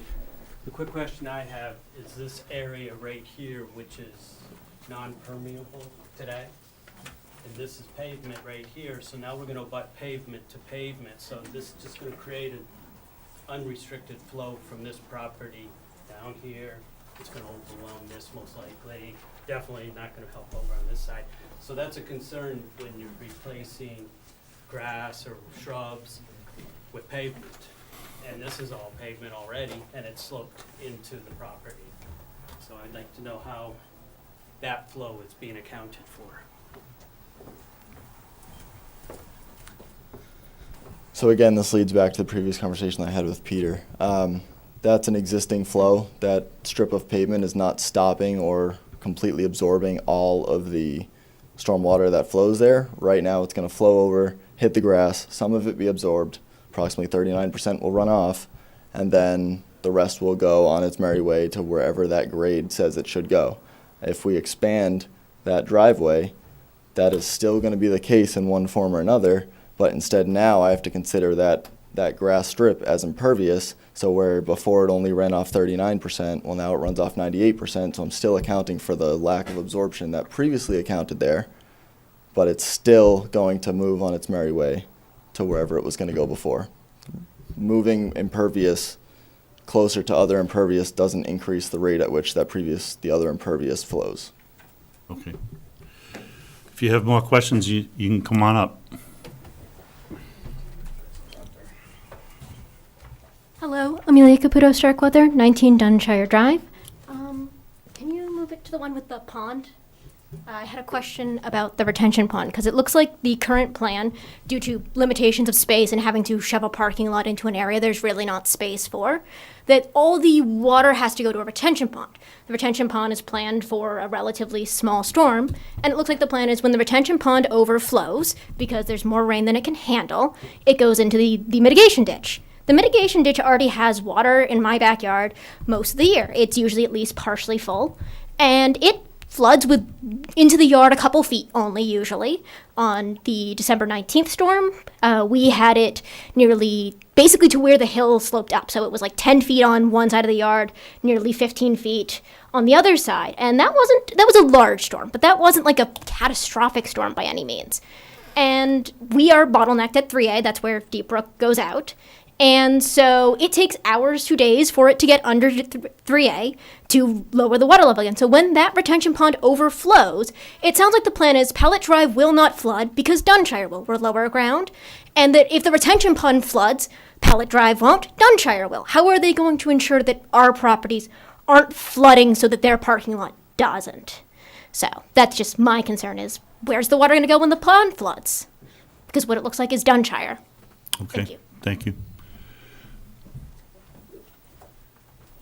Jillian Larkham, 9 Dunshire. The past 2 years, I have had a significant water increase, and there was a blockage by Marguerite.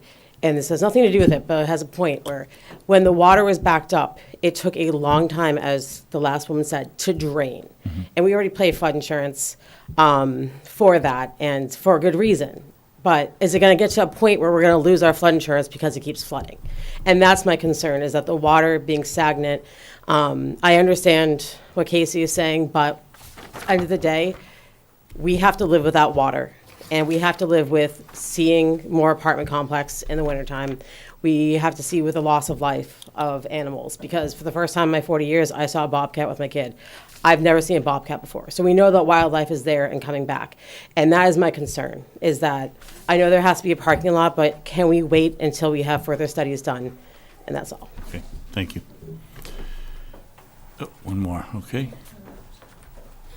So Sarita Fernandez again from 27 Dunshire. I would like to understand more about the Castori parking lot where you're saying that's not going to be going into the retention pond undrained. I believe that that parking area is a long-term lease that 4 Pallet Drive has with Castori's today. So how is that being blocked? That's my first question. I don't understand the answer that he gave. And then the second question that I have is, I believe he stated that 39% of the runoff was absorbed or was still going through. So if that grass area was absorbing that and the new retention pond isn't holding it or absorbing it, how is that water not making it more onto Dunshire Drive? I'm not clear on that point. Okay. Casey, want to ask you something else first? Take a list. No, I think John Kelly, Dunshire, 38 Dunshire Drive. On the retention pond, one of the concerns is, I believe that the depth of it is only approximately 2 feet. One of the problems is there's no way for anybody in the town to enforce the maintenance of that retention pond. It's surrounded by a chain link fence. We all know how difficult it is to clear waterway and retention ponds. You want the perfect, they fill in an average with the foliage and the sand from plowing and everything else, 2 to 4 inches a year. You want to see the perfect example that's behind Hannaford's? We all know Rick's Diner. And the liquor store, the parking lot behind it, okay? That was at one time a wide open water retention pond. Have you seen it lately? The grass is growing, 6 feet above the fence? There's no way you're gonna maintain this at any time. The brook has to be drained. You have to postpone this until you've got a solution for where that water's going. And I can't understand how anybody could say it's okay to drain their water onto private property on Dunshire Drive. Thanks. Thank you. Casey? Just because that's fresh in my mind, I'll address that last piece. So as part of any notice of intent, or really any project that goes through even planning board at this point, there is a requirement for an operation and maintenance plan, and the town is picking up their ability to stay on top of and require maintenance receipts. So of course, as part of this project, we do have an operation and maintenance plan that the owners will be required to abide by for their permit conditions. If they are found to be in violation of their operation and maintenance plan, the town can take enforcement action against the owners of the property. So there is the reassurance that the town has the ability to follow up and make sure that these systems are being maintained. Additionally, it's a typical condition now from the Conservation Commission that you don't have to ask us for our maintenance receipts. We're required to give them to you as part of our conditions of approval. So these systems have to be maintained in order to maintain our approvals. Secondly, before it exited my mind, the question about how this pond is going to account for what was previously absorbed by the grass. Well, the pond has staging volume. Grass does not have staging volume. So in a pond, there is 0% voids that can be filled up by water. And for this pond specifically, it's approximately 2.5 feet worth of staging area for the square footage that it is. So grass does not have that. So while grass is absorbing, the pond is holding, and over time, absorbing. So the requirement for a pond is that it must drain within 72 hours. So what the grass is absorbing right now, as water is flowing over it, but not staying there, because as the water goes over the grass, Some of it gets absorbed, some of it runs off. The pond has a 0% runoff within that staging volume, and that's how it makes up for the difference in what the grass is. I did misspeak earlier. It fully holds the 2-year storm. It actually just overtops in the 10-year storm.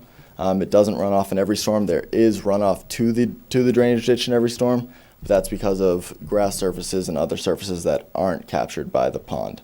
So the pond itself holds completely the 2-year storm and the 5-year storm, nearly holds the 10-year storm, but doesn't quite make the entirety of the 10-year storm. But it's still not a net increase in volume That was my flowing off next, the correct. site. So my next point was back to the flooding issues. Yes, we're directing water towards the intermittent stream, or the ditch, relief ditch, I forget exactly what you guys called it, but that's where it's all going now anyways. In one form or another, that's the existing drainage pattern. It's going to that ditch. And in all storm cases, there's a reduction in overall volume. Volume causes flooding. If there's an overall reduction in volume, then essentially what DEP has said is you are not making flooding worse. That is the condition that we're held to, is that downstream we cannot make flooding worse, and that is a volume concern. Every storm event, we have a reduction in volume. Okay. So, one more? This Yeah. didn't answer my question. Sorry. Yeah.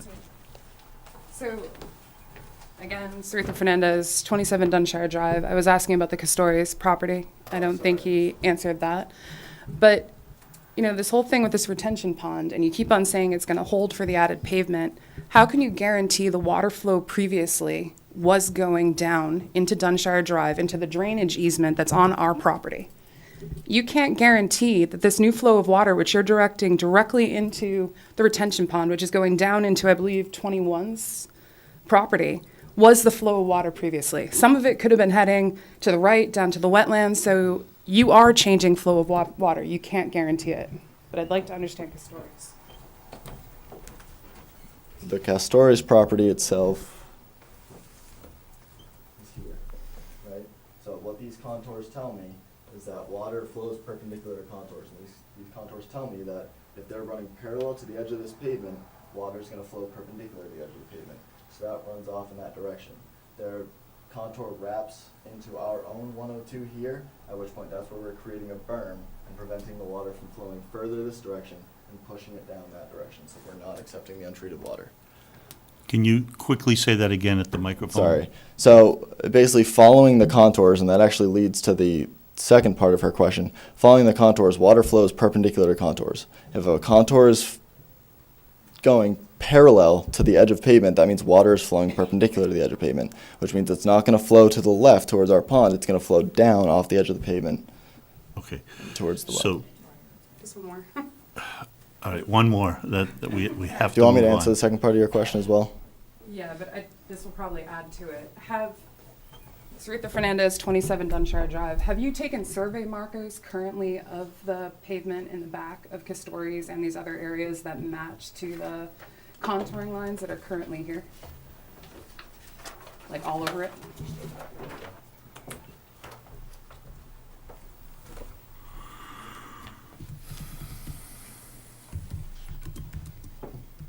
Sorry.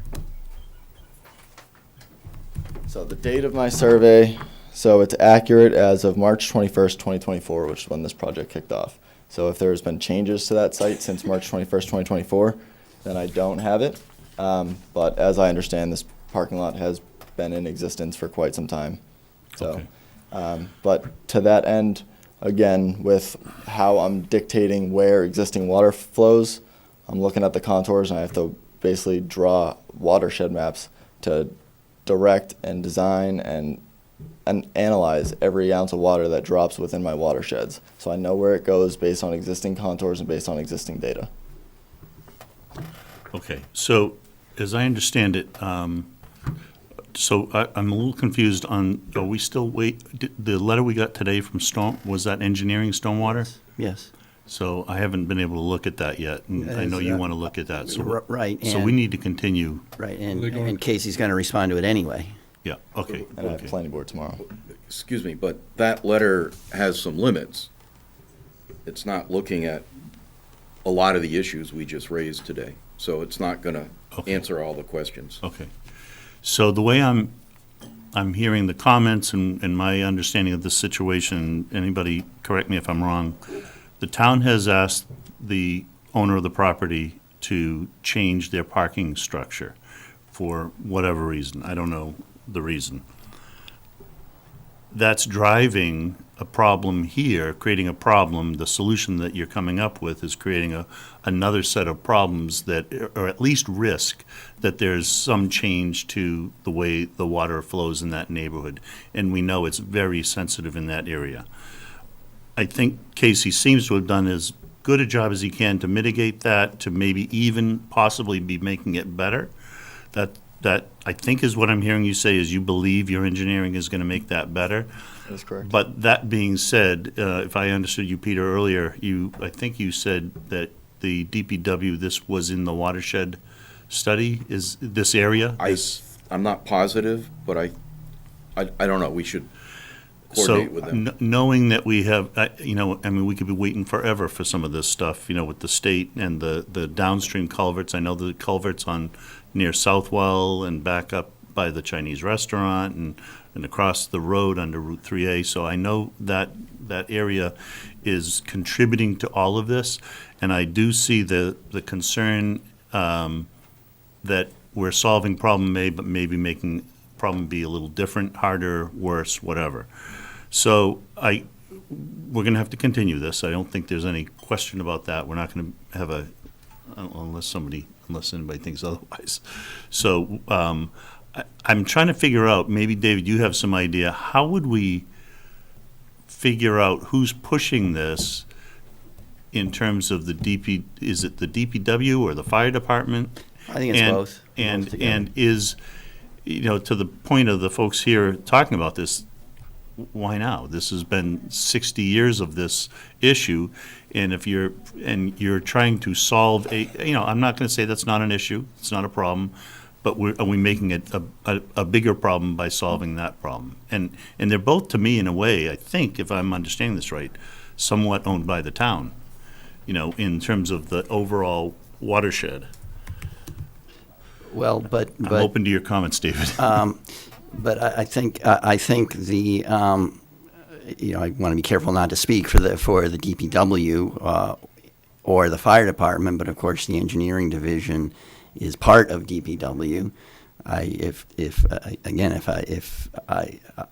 I had to guess, and not really a guess, I would say that engineering is agreeing with Casey that it's actually less volume flowing off of the site after this parking lot has been built, so that the flooding issue is not being aggravated. It's being slightly mitigated. Slightly. Yeah. Slightly. Okay. I do think there's also an important distinction to make where if there's a culvert that's owned by the state that's not being maintained and creating backup problems, I can't fix that. Yeah. I can control only what's on my site, and I can only design, as much as I can on my site given the limitations that I have. So if I can show you a plan that for my site meets all stormwater standards, I can't take into account a culvert that the state or the town's not maintaining. Understood. Yeah, you have constraints. It's real world.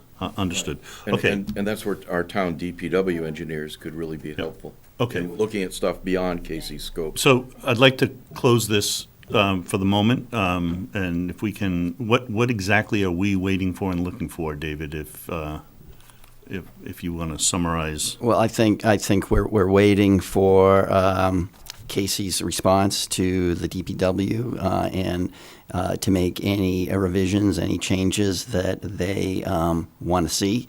I think that sounds like you're going in that direction.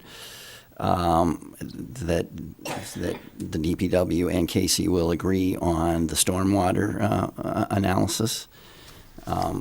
In that case, I think really then the only option would be for the commission to get some other kind of peer review, which would of course cost the applicant. So why don't we wait and see what we hear from Casey on his response? I'll just say one other thing. You know, since the DPW is driving this, although I don't think it's the engineering division of DPW. Right, I think it's right. more the highway division of the snow plowing. I think it would be perfectly appropriate to ask Tony to attend the meeting and also address the I concerns. think that's not a bad, A representative of the Yeah. town, Right. yeah. to explain to everybody why this is being pushed now. And I'm sure the fire chief would be happy to Yep. Yep. be here as well. Okay.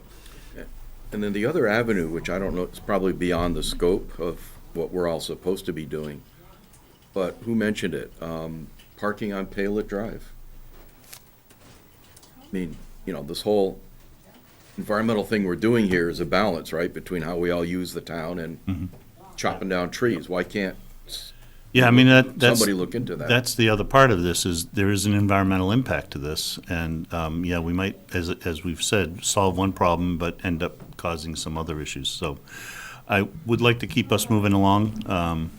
I think it's important that DPW, Tony comes to the next meeting, and he can explain why they agree with the design, why it works, so they can answer any questions from their point of view, how it improves it. And also, there's going to be questions, like we just brought up, about why can't you park along Palet Drive adjacent that's to perfectly 112? There's other. Yeah, I there's mean, a that's you know- technically not our jurisdiction. No, but it can answer the questions because it does affect just- us. Yeah, I do believe that'll likely come up during the planning board process Yeah, as well. and I think it, As a zoning problem. Yep, yep. we're being asked to approve this plan. I want to hear from all the parties. I agree. Well, it's turned into the fire truck at the end of the cul-de-sac, with cars parked there, and Yeah. everything else. No, I know. Okay. So Carl, I mean, my Yep. point of view, I want to be cautious. I hear Yep. a lot of concerns. I mean, it's a lot of concerns tonight. We typically don't have as many concerns as we did in this session as we did tonight, so there's a lot of concern out there, so I want to be cautious. And again, there's a meeting with planning board as well, so planning board's going to be digging into this as well, which may bring out more information, more questions, so I mean, I just think we should be cautious. Thanks.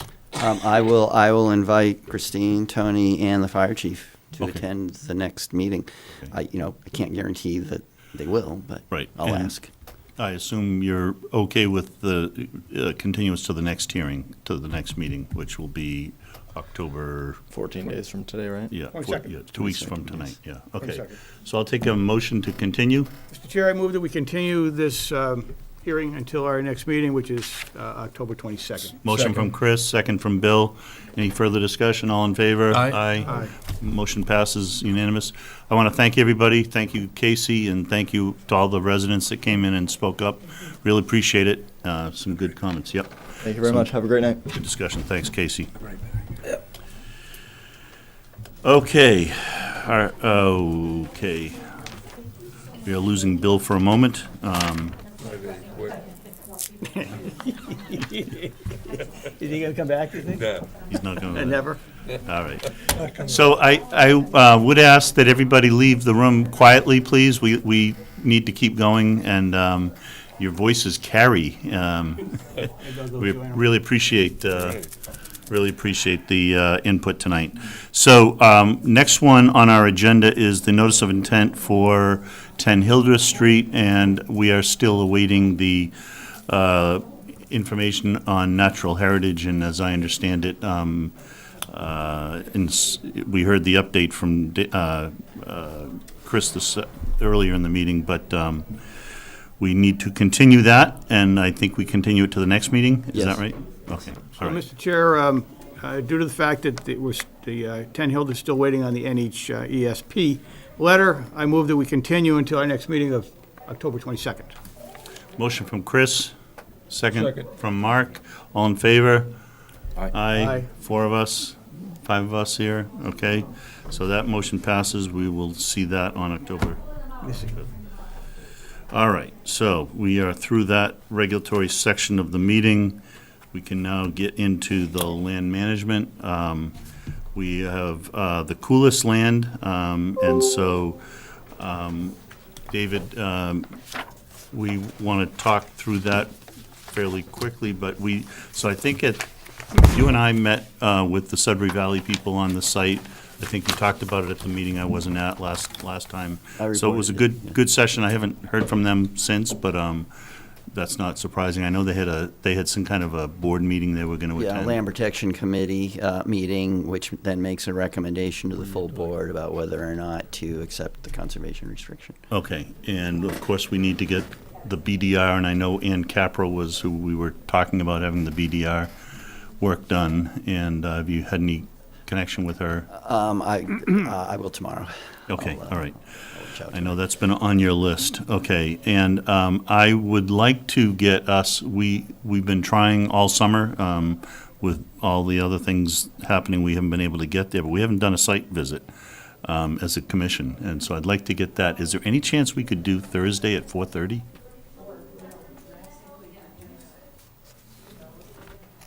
No Thursdays for Been there, though. John. You've been there. I've been there through there 100 times. If I can get 5 out of 6 plus David, I'd call that a win. Chris, Mark? I think I might be all right. I think I might be all right. That's fine. Peter, we'll see if we can get Billy. I'd like to get you there too, but I don't know that we're ever gonna get all 6 of us. Yeah, I've And- been and you've through been it. there, and I you've been mean, through that, it's yeah. So let's, cut and dried there. yeah, let's see when Bill gets back. David, I know we talked if you're available. Yeah, I'm available then. So we'll look at doing that at 4:30. So meanwhile, we do have a, hello, John. Hi. So John Ray is the local caretaker of the site. What? At fault. At fault, no. And by the way, your recommendations for Scotland were spot on. I did try the haggis. I didn't care for it. No. I didn't care for it. I didn't recommend that stuff. But I had a great trip, and I You had a good appreciate- time. Yeah, I had a great time, and I appreciate your comments quite a few weeks ago, but, Did you get, John Ray, 223 Pine Hill Road, did you get any speeding ticket violations? no, but I got a flat tire, so that's another story, so. I brought a prop. Okay. That's some big bittersweet. Oh, yeah. Oh, yeah. I've seen bigger, but that is big. That's big. Wow. Yeah. I'm not saying everything there is that size, but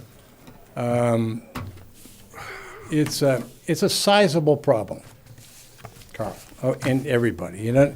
And that's where our attention has been, aside from putting the trails in, that went quite well in like 3 months. And then Trails it's look just good. maintain them. Yeah. DPW did a Herculean job, and I'd say 99% of what you see there is DPW. I think back a year ago and what that site looked like a year ago. I was there quite a bit a year ago before it was bought and right after. It's stunning how different it is, yeah. And it's on the, in my terms, it's on the cusp of getting better. And I forgive I apologize to the group here. I didn't even know how to approach you and who to approach and whatever. We may have had some missteps from the September 13th note. Okay, I may have offended something or said something, but when we had a discussion and you were laying things out, those 6 of the sticks are still there. The other 2, you just couldn't get them deep enough into the impervious. That's pretty much impervious dirt. Yeah. So here's where I'm at. My attention has been to the invasives, this stuff. All right? And when I've had time, it's been this stuff here. And Peter is, I don't know what anybody's expertise is in bittersweet, but probably all better than mine. All right? Or maybe not. Well, I would venture, you've lived in this town longer than I have, and the bittersweet's not a new thing, all right? It's a huge problem, and everywhere you go, you see it. And if it's not tackled correctly, there's 3 ways of tackling it. Chemically, that's not feasible, in my book. One chemist, it's not feasible. I believe, Carl, that this committee tried hand pulling over at Warren Pole. No, No? not at Warren Pole. Okay, all right, then that's, it was one source. You know what you do with one source, it's like, well, that's what I heard. And how did that come out? Oh, we haven't really attacked, One, hand pulling? no, not at Warren Pole. We did it at Red Wing Farm a few years back. Okay, That's happened, but it comes back, even if Yes. you hand pull, you're also disturbing the ground, which is actually creating an area for other stuff and more to grow in, so yes, it's a complicated yes, thing. yes. Could I It's make- not an easy Make a decision. quick comment, though. One thing I find helpful when you talk about bittersweet, yeah, you got this whole thing about the roots. It's hard to pull it up because the roots that are left keep growing. But every time you see the orange berries this time of year, everywhere all over town, and the birds, it is food for birds. So, I mean, there is some habitat value, even though it's not native, I am told. It goes right through them. But, right, and so basically, it's the Disperses. seed bank. So the problem with pulling it, you probably have, help me out here, 1,000 seeds in that area that have been deposited over the last 10 years. And that's the way I look at the challenge, is, yeah, it's, Okay, so, Big so I was out in my backyard about a month ago, and I was cleaning up, and there's a Rosa Sharon bush between myself and the next door neighbor. And then I all of a sudden looked over Yep. and saw red berries. yep, And he said, well, I'll tackle that next year. yep. Yeah. So We're all there. I kindly tried to say, nah, you really can't wait. There's a problem with that, though, because in the town for residents, my understanding guidelines are you can't take it off property. There's no seeds in this, okay? That's what I'm told. This is a root, and it's been dried for months. So there's no seeds in this. It's a plastic mock-up. It's an educational. It's an educational Prop. tool. And I'm sure that size is everywhere, okay?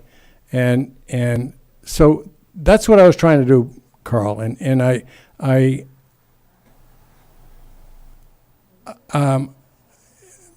think we need to be more serious about this in the town. I know Christine Clancy, wonderful person, smart, has got an Article 12 to start working on that. We need to link arms, call to 100%. arms, to go 100%. get rid of this. I will do whatever I can to support that effort.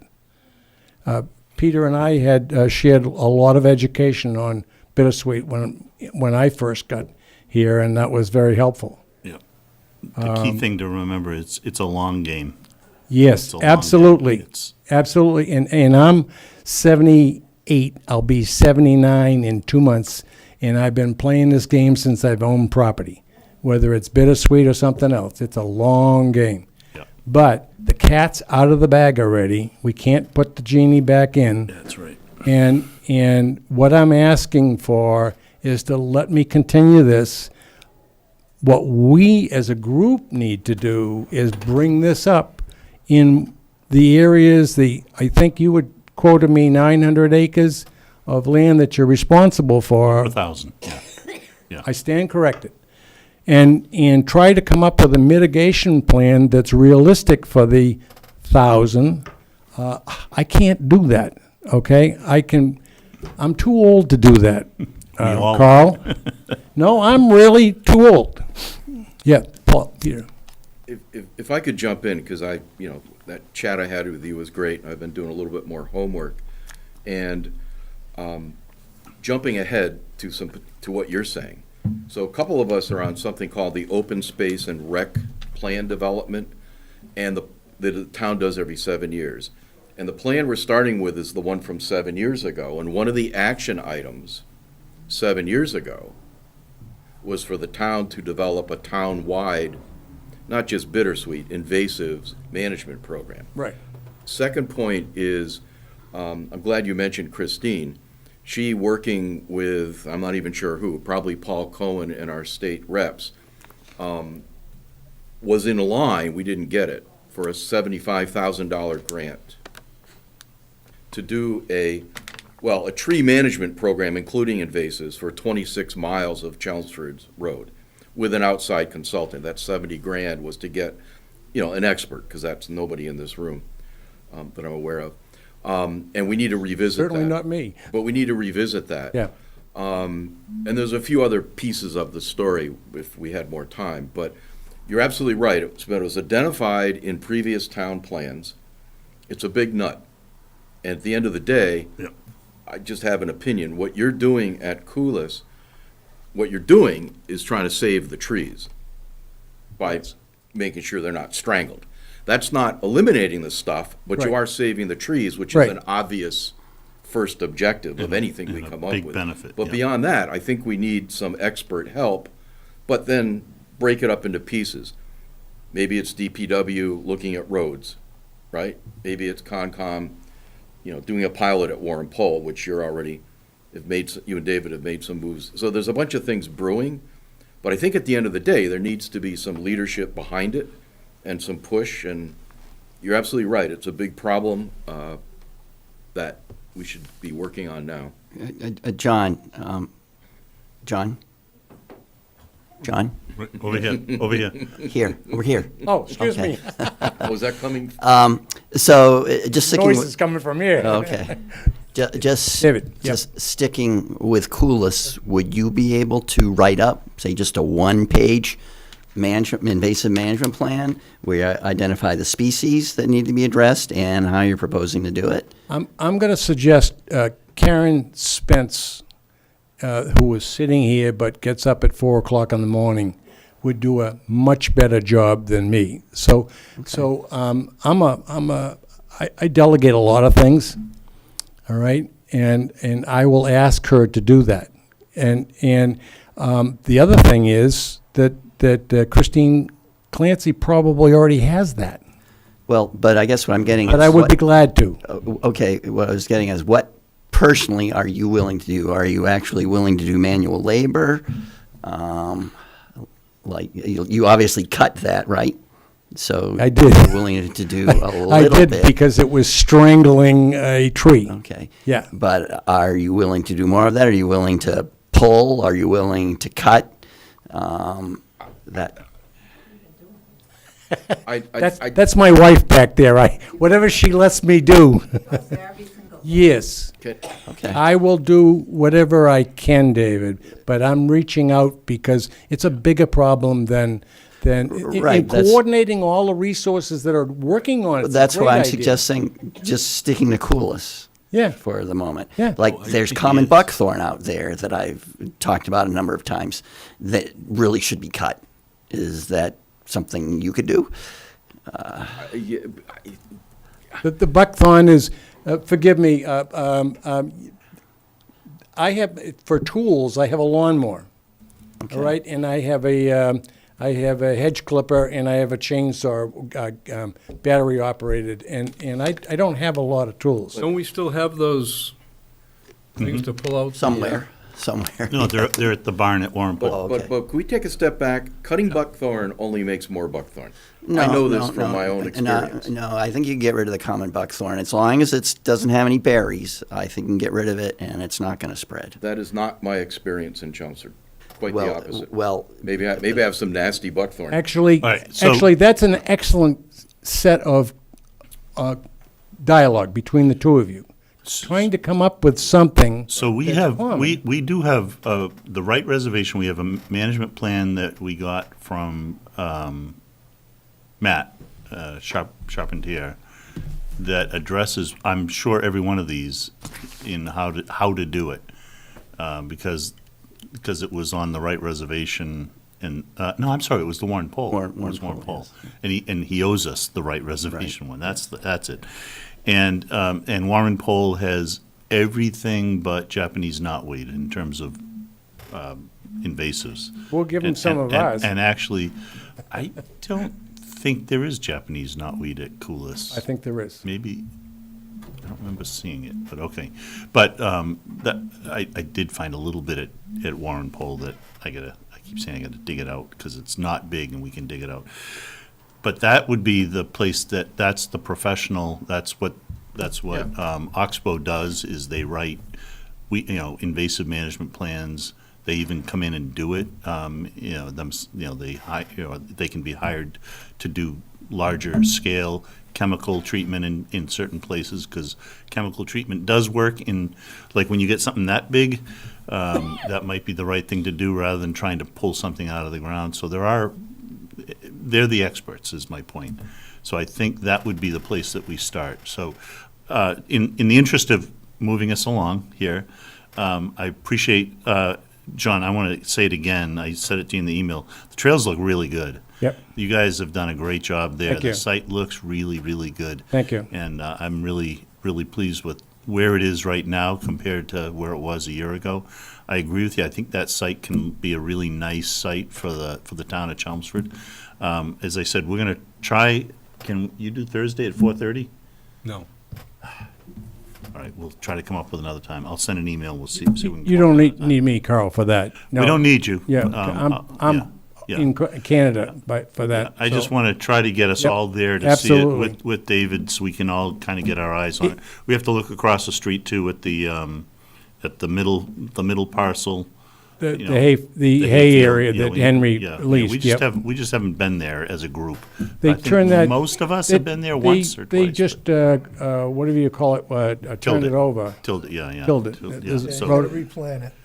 So we're going to schedule that, and my guidance is keep sticking to the trails. I don't want any more cutting in the field this year. That's not. We're done. We're going to have a frost one of these days, and nothing else is going to grow. But if that isn't cut, Carl, it's going to mat down, and my greatest fear is losing sight of the rocks. And the rocks, so there's two things. For mowing, you want to see the rocks and you want to avoid the rocks. And the plan was that we would bring DPW, the hope was that we'd bring DPW back in a low time in the winter time and remove some more of the stones so that it would be easier, so we wouldn't be playing dodge 'em with the lawnmower.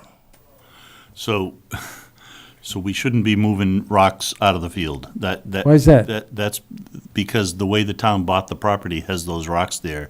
And when we do the baseline, the BDR, the baseline document review, they want to see things as they are. Now, that seems a little funny given that there's no more house, there's no more barn, there's no more, all that other stuff.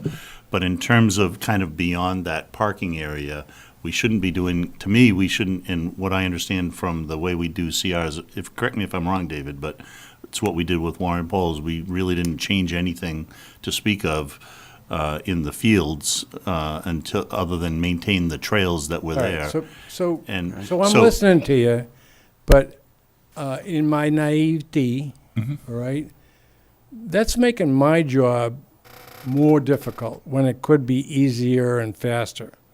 What I really had hoped to do with, in April, DPW had cleared the left field, and we came in and cleared the right field. And before you came in September, were working to clear the rest of the right field so that we could put native plants on the top of the hill, the sledding thing, and then open up that flat area on the right side. And then, and what I had said to DPW this year, was if you can, in July, I think, I said if you could just brush hog it once more, I'll be able to maintain it with a lawnmower and you won't have to come back. My objective would be to minimize the need for DPW support. And I believe I could do that between the left and the right field with a lawnmower, believe it or not. Wow. That's probably 2, 3, maybe 4 acres of land with a lawnmower. So that's a full day of mowing once a week. In the long run, do we know whether we To want to get rid let of, that to be? get rid of, mitigate the invasives, which are throughout the fields. But how But does it? in the long run, do we want to maintain that as a grassed area or let it grow like a meadow? I or- think you need a management plan before those kinds of decisions are made. Right. That's where I'm going, is I think we're getting ahead of ourselves here. And I think we need to just stick to the trails. Well, okay. You guys are coming in late. I've been doing this since January. Well, I've been involved since a year ago. That's been our plan. That's been our plan since before you took this over, Carl. Okay, it's a fair exchange. I'm not Yeah, trying to no, I- argue with you. I know, You but- get the final say, Yeah. all right? Yeah. I'm okay with that, all right? And I wanna stay, here's my objective. I wanna work with this group, all right? And We want to work with you. but I'm not a yes person, all right? I want to be able to fairly discuss issues. And at the end of the day, shake hands and leave, okay? I want to be friends. Can I jump in? I Sure. think we all feel that way. And you and Okay. I talked about this Sure. months ago. And I think that there's room for lots of different opinions on these things. Yep. And I know I'm not right much of the time, but here's what I see that we're really talking about, right? Mowing the field is the opposite of what you would do if the parcel was conservation land, because it messes up the critters. On the other hand, if you want to have the fields as event space, then you would mow it. And I think that's what we're wrestling with, is, I know the committee made recommendations, but I'm not aware that the town, however, whoever that means, made a decision. I think the process Carl's describing leads you to that decision of how you manage the land. Are you managing it for events and dogs running around, or are you managing it for conservation? Because when you mow it, you destroy the habitat value. I understand what you're saying about invasives, although I have some questions. But that's, to me, the fundamental. So there's no point in us arguing about the details until we figure out the big picture. Exchange of ideas. My idea is this is preservation land until it moves to conservation land. And it has not moved to conservation land. As a resident, that's what I'm hearing. All right? I think that's now, probably there may right. be Yeah. some other nuances around here Yeah. that I'm not aware of, but that's what I'm operating under. Yeah. Okay? And we can do that together. All right? But it's preservation, because Paul's vision was to preserve the look and feel of agriculture, especially when he talked about the hay fields, so that people going by would see on 495, they would see haying being done, okay, on that field. Yeah, I got it. And now, I mean, it really gets a little loosey-goosey when you're over on the other side, because there's no barn, there's no cattle there, so, and there's no farmhouse. Let me ask a question. Why are you interested in mowing the right field that is to be supposedly become the native plant garden? When Right you field just- on the other side. Oh, that's a different spot. Yeah, but it's Okay, I right got it. field on the other side, got because it. at one point in time, we were trying to keep both of those open to provide as much space to whoever wanted the RFPs, and that sort of like fell apart, okay? Okay. But, so I don't, there's nobody looking for that right field, the flat area, because the new house, that's originally where we were trying to place between, John, that was between the new house, Animal Rescue League, and then Weston. Weston Nurseries, Nurseries. okay? Right. And then Weston rented more space from Henry. Henry, yep. And so there's, right now, there's nobody there. Yep. And actually, I had a bird to come over there and saw me a week ago, and he says, "Wow, this is really great for birds." Well, I says, "Well, you're 5 years into birding, and I'm only 3 years into birding." That's an interesting aspect. However, there's still metal in that area that we need to remove. So we really need to go in and brush hog it to get rid of you see the pile that's accumulated, all that metal came from the right-hand side. Yeah. You know, Yeah. and what we And can't there's still afford more. to do, Mhm. yeah, I'm sure there's some.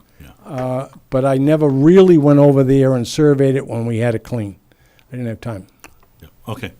So where are we with the baseline, with the survey? So that we can move forward with that, because Yeah. that's like a plan for building a house. Right, I think you You were need out the of the plan room. you need a. You were out, but I asked I'm sorry. David. You need a plan He's before you he's vote. working with Ann Capro, who's done our other BDR. Okay. Can't they work with a picture of the rocks? I've marked Oh, most of the rocks with it's with very- paint so you can find it. It's a very specific process how she works, how anybody doing a BDR works. It's a So very Bill Vine just said, how long is it going to take to do because there'd be only one more cutting, and that I'm proposing. Okay, you're saying no, and I'm saying yes. So that we're making two different proposals, but it would be only one more cutting, and would we be able to get that? Do we think we could get the baseline done this winter? Yes. Oh, I in think the that- winter, yeah. I think yeah. that's feasible, It's- yeah. Yeah. So, That's the normal, actually, winter is the best time to do it.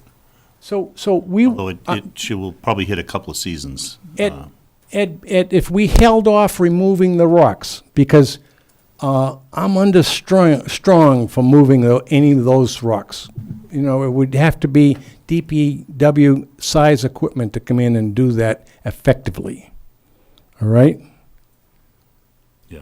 I- And again, we need to make some determinations of what's there now, which we haven't really done. Yep. The town has asked us to take responsibility for the site. It's a good thing you don't have anything else to do, Carl. I know. Yeah. And then we have to get the BDR and then come to some long-term plan decision for what the site will be.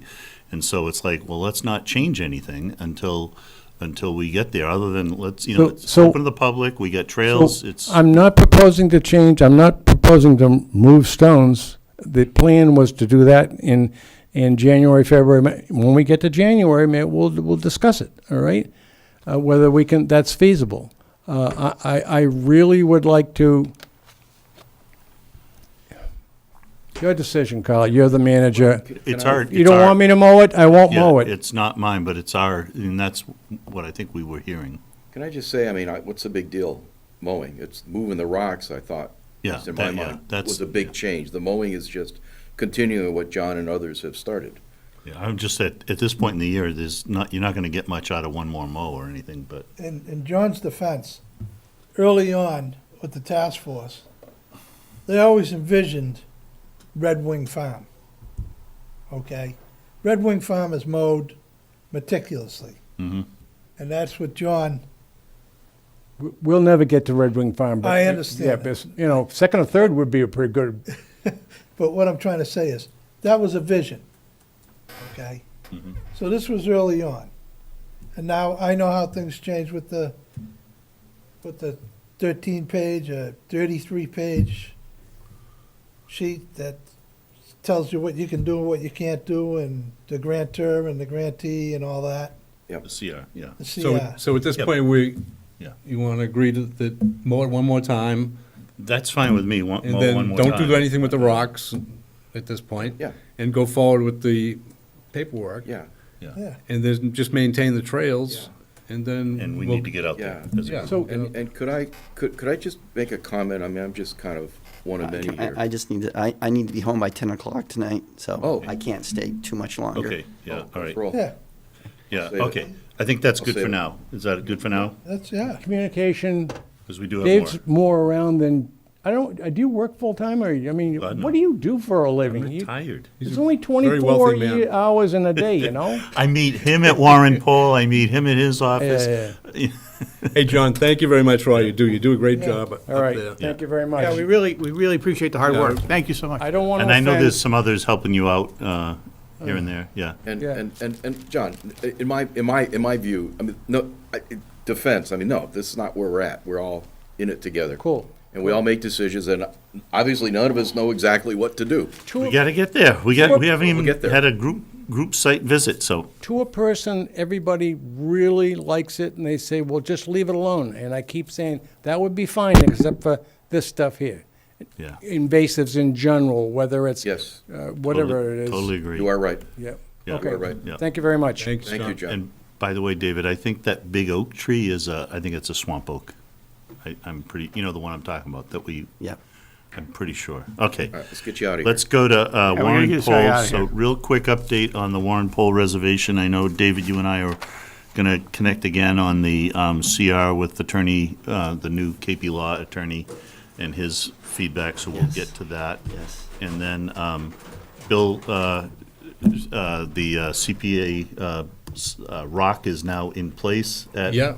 Warren Poll. Yeah, it looks great. Great. It's Yeah. there in place, so it needs to be engraved, and that'll be done by Luz at some point when they get out there and etch it, but it's great to have that.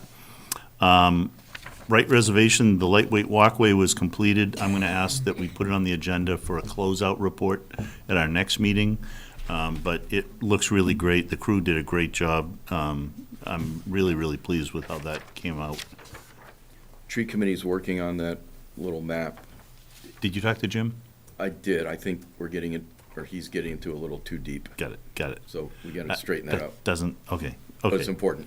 All right, so just remember, David, we want to put that on the agenda next time in case I forget. The right reservation. Right reservation. I'd just like to have kind of a closeout report on that project, because it's actually, there's some follow-on stuff that we want to do, but anyway, it won't be long. We mentioned the open space and rec plan. That's moving along well. A lot of things happening there. We have a meeting, I think, a week from tonight on that. I want to mention that the MACC conference is a week from this Saturday. I'm going. Are you going, Peter? Maybe. Okay, and I know, Chris, you said you I had a weren't. conflict, unfortunately. Yeah. It's always it's a good Another show. conference.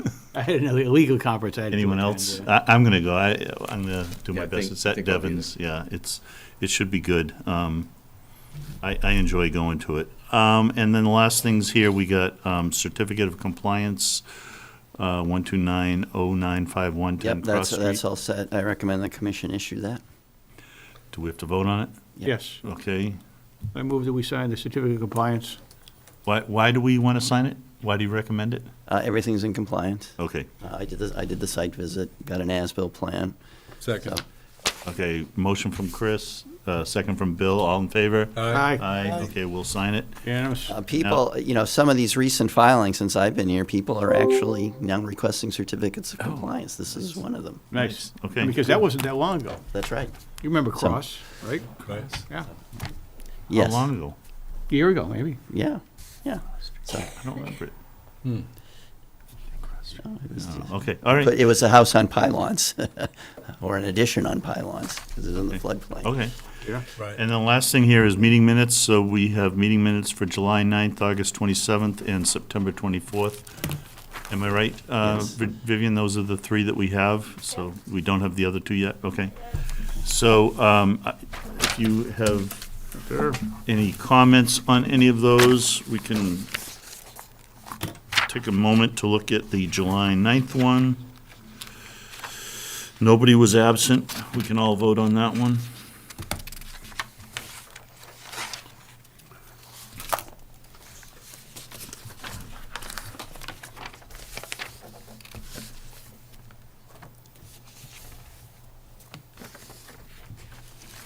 Was that when you were elected chair on the 9th of July?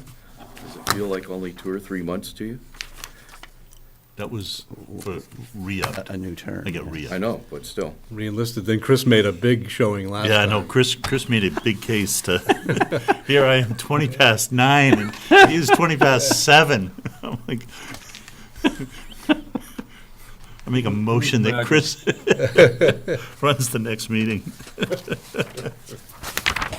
All right, take a motion on the July 9th meeting I move that we minutes. approve July 9th minutes. Motion from Chris, second from Mark. Any comment? All in favor? Aye. Aye, aye. Motion passes. Those meeting minutes are approved. We now have the meeting minutes for August 27th. Peter was absent, so Peter, you can't vote on this. Is that correct? You were absent for this Yes. meeting? Okay, all right. So, that was the night we talked, oh yeah, we had the Cranberry Bog. Cranberry Bog bicycle riding event, yeah. And did have Hugo Lane discussion that night, and we had 123 Boston Road. And, Ask them to and then we keep it in a file. continued. Yes. No, we did talk about Hildreth, but Peter, did you mull in on that one? Not yet, Okay. but I I will. just, that's where I get concerned, is these long ones that if anybody's You missing. can only miss one. Right. Only one. Can be Yep. mullined. Okay. I I'll move take that a we motion on approve the minutes of August 27th, Motion from 2024. Mr. Garahan and a Second. second from Mr. Vines. Any discussion? No discussion, all in favor? Aye. Aye. Nope, Peter did not vote, so that was legal. And now we have September 24th, and I was absent. All right, Mr. Vice Chair. We have a little typo there. It says meeting was called to order at 7 PM by Mr. Bischoff. Ooh. So we need to correct that. That should be Mr. Garahan. Maybe Vivian should stay in timeout. One more meeting. He is in time. I know. He is in timeout. Look at I you know. sitting Well, over maybe the- one more meeting after.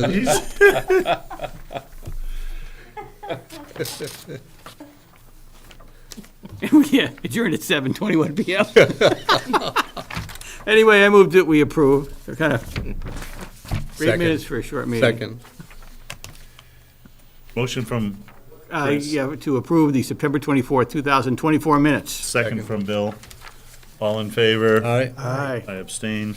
Okay, motion passes. And we are done. I will take a motion to adjourn. Any other discussion, anything else? I move to adjourn. Adjourn. Thank you, Chelmsford Telemedia. Good night. Good night, Meeting is everybody. adjourned.